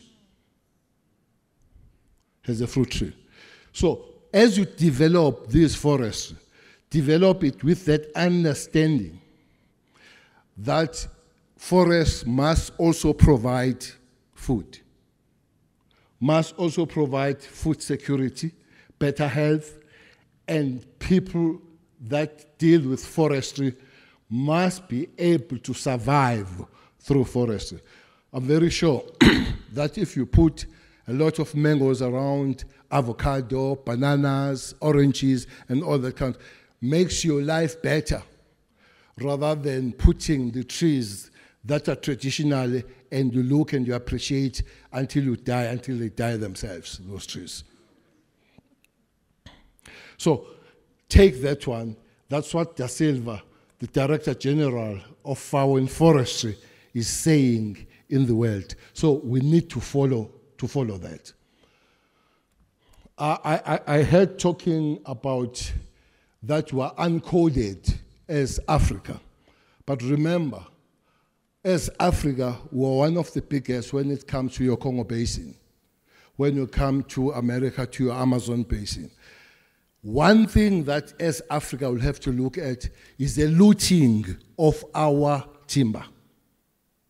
There is a timber heist that is taking place in both Amazon and Congo Basin. So Africa will have to rise on that and say enough is enough. Somebody's not coding us, but they do code us when they take our stuff without us, because there is a lot of looting that is going on that matter. So I want to look at this, at the safety and security of our timber as a continent as we develop and going forward. But also national in South Africa, there is a lot of encroachment of communities, especially in the natural forestry. Take your, I think it's Togotwene, forest somewhere in Pangin, where people, they've completely taken over that forest. So we need to protect the forest, but also we need to protect the humans around the forest. CNBC Africa brings you more after the break, so stay tuned.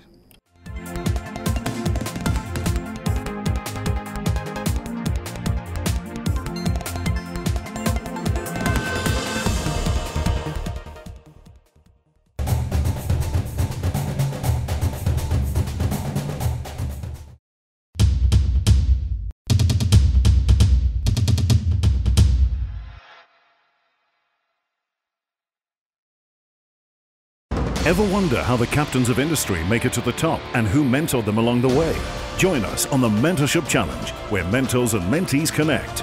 Things that I work with are called people, and you simply cannot put people in a formula or in a box. But we have to stop whining, because it's so tiring. Just get on with it. Catch the Mentorship Challenge with Mark Wayner on CNBC Africa, DSTV Channel 410. Brought to you by Redefine Properties. We're not landlords, we're people. Our 4th anniversary and self-made billionaire Oprah Winfrey on our cover. In an exclusive interview, Oprah tells us about the promise made to Mandela and her legacy in South Africa. More Africans in the diaspora share stories of hard-earned dollars and success. Will Africa be a desert by 2050? Then a new cure for malaria that nukes a problem at source. And can hypnotherapy beat stress? All this in the October-November issue of Forbes Women Africa, out now.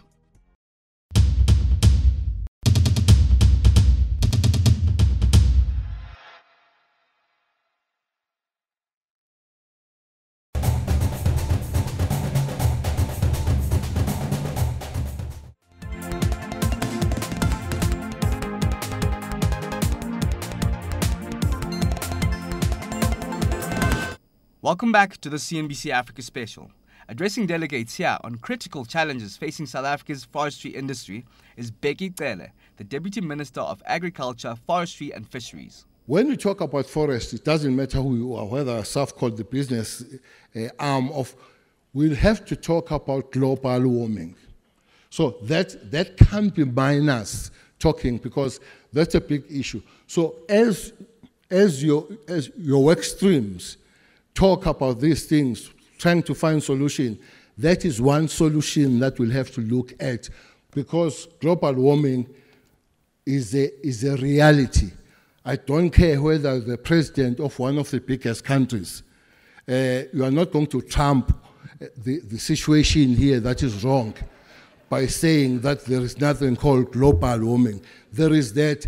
As South Africa and our president, I thought he spoke passionately with the last session of the United Nations, and we need to follow that we must know. And it's a dangerous situation that might make us give our children the bare land if we don't take serious care of our land and global warming. So these are the things I want to make call of, that we look at them. We'll come later on the business of forestry, when communities are satisfied, when young people are coming in, when we have managed to grow the forestry. Agriculture, DAF people are here. We have been talking about 100,000 hectares. We'll want to see it actualized, working together with everybody around there, actualized. And I would like to see that new 100,000 hectares being an entry point of young people, rather than bringing the established companies again to monopolize that area. That area must be used to bring in young people that have never been part of there. Lastly, the communities and the forestry, the claimed land, will have to help those communities to benefit out of they have claimed and has been returned to the communities. The trend is that they are given but robbed. One of the main robbery of forest and communities is when they are left with the primary production and not put on the value chain. The money with the forest is with the value chain, not with the 8 rand log, because logs are 8 rand, 10 rand. When you produce the serious stuff, everything that you have been mentioning here about wood, that makes money. So it's an area that will have to work hard as a government and everybody to say communities must have their value chain from A to Z. That's what will give them wealth, that's what will give them money, that's what will make them contribute to the GDP, rather than just be a schoolboy and principal relationship between the primary production and those that are in the value chain.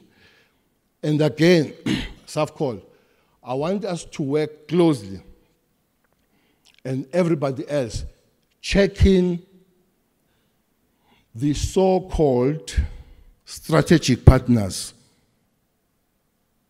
and the communities.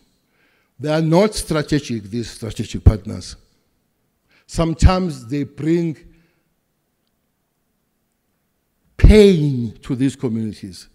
Fortunately, one have had meetings with the communities and explaining. We went to one meeting where we thought that, where community thought that they own 10% in the stake, it has been reduced to 6% without community knowing. But the money for them, the community, was taken to improve the processing, of which communities don't have an access to it. Their access is only with the primary production. So we are making a call to the strategic partners to work with the communities with honesty, don't rob them, and as a government, I think we need to open our eyes and be hard and harsh to those people who do that to the poor communities. But let the communities benefit out of all processes that the government, together with government arms and those that are private contributors to the industry, we must remember our primary target and our primary well-being should be the communities and the people around there. Thank you.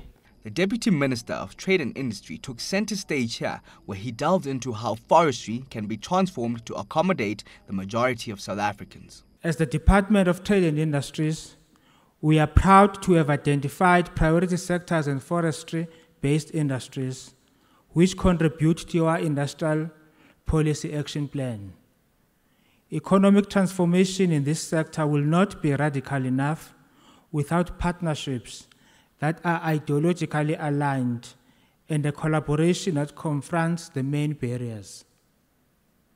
We are obliged to be heroines like Wangari Maathai, Nobel Peace Prize winner in the category of environmental conservation, who believe that land and forestry are the very blood that flows through our veins. The legendary environmentalist Mr. John Francis, famously known as Planet Walker, affirms that the wealth of any economy depends on mankind's connection to nature and its soil. The capacity of this industry teaches us that there is no passion to be found in playing small and in settling for anything that is less than individual capabilities. The sawmilling subsector has proved potential in the area of versatility, growth, and economic contributions. This sector is amongst the most labor-intensive and further demands rural-based operations. As a result, rural communities will be empowered to build local economics through job creation. Ladies and gentlemen, it will therefore prove imprudent to underestimate the impact that the sawmilling sector have on our industrial economy and domestic markets. Industrialization in the sawmilling industry has offered challenges which can be opportunities for accelerated growth if addressed accordingly. Allow me to narrate the above with the following. Willie Sutton, a famous Irish bank robber in the 1930s, was finally captured by the FBI after some time. When he was asked why he robs banks, he simply said, "Well, that's where the money is." In essence, let us learn to study the habits and tactics of key role players, entities, and high achievers in this sector, because that is where the answers are.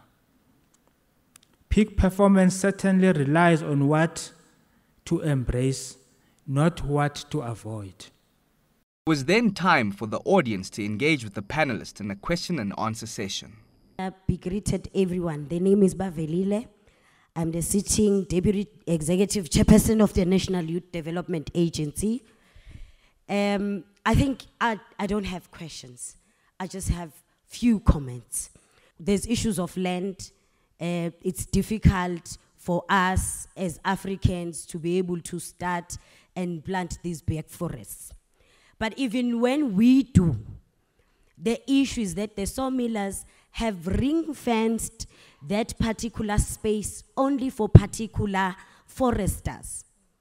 And we must be able to make a decision at some point to force the sawmillers to say at least 40% of your feed to your sawmiller must be from the African foresters. It will assist us a lot, and also we must monitor and evaluate that if it happens. If it doesn't happen, we must start tampering with licenses, because we are not going to get a space, because if we had time, we will go into what is it when we analyze, because we are able to analyze the behavior and we are able to properly allocate it where it comes from. Thank you.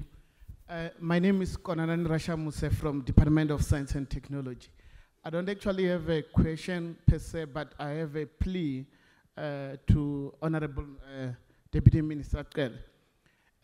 Part of your speech touched a lot of the role of science in addressing a lot of opportunities that could be realized from forestry sector. And my thinking was that as a plea to you, is that is it possible for your department to top-slice certain amount of budget, let's say 1%, that could be earmarked for research and development? Because we are missing a lot of opportunities on the bio-based chemicals from forestry sector that are not realized simply because we don't have enough research going on in the country. We don't have enough scientists that are in this space. We are even being outclassed by European countries that don't even have access to this forestry-based biomass. And my plea to you, Honorable Minister, is that could we just drive this agenda within your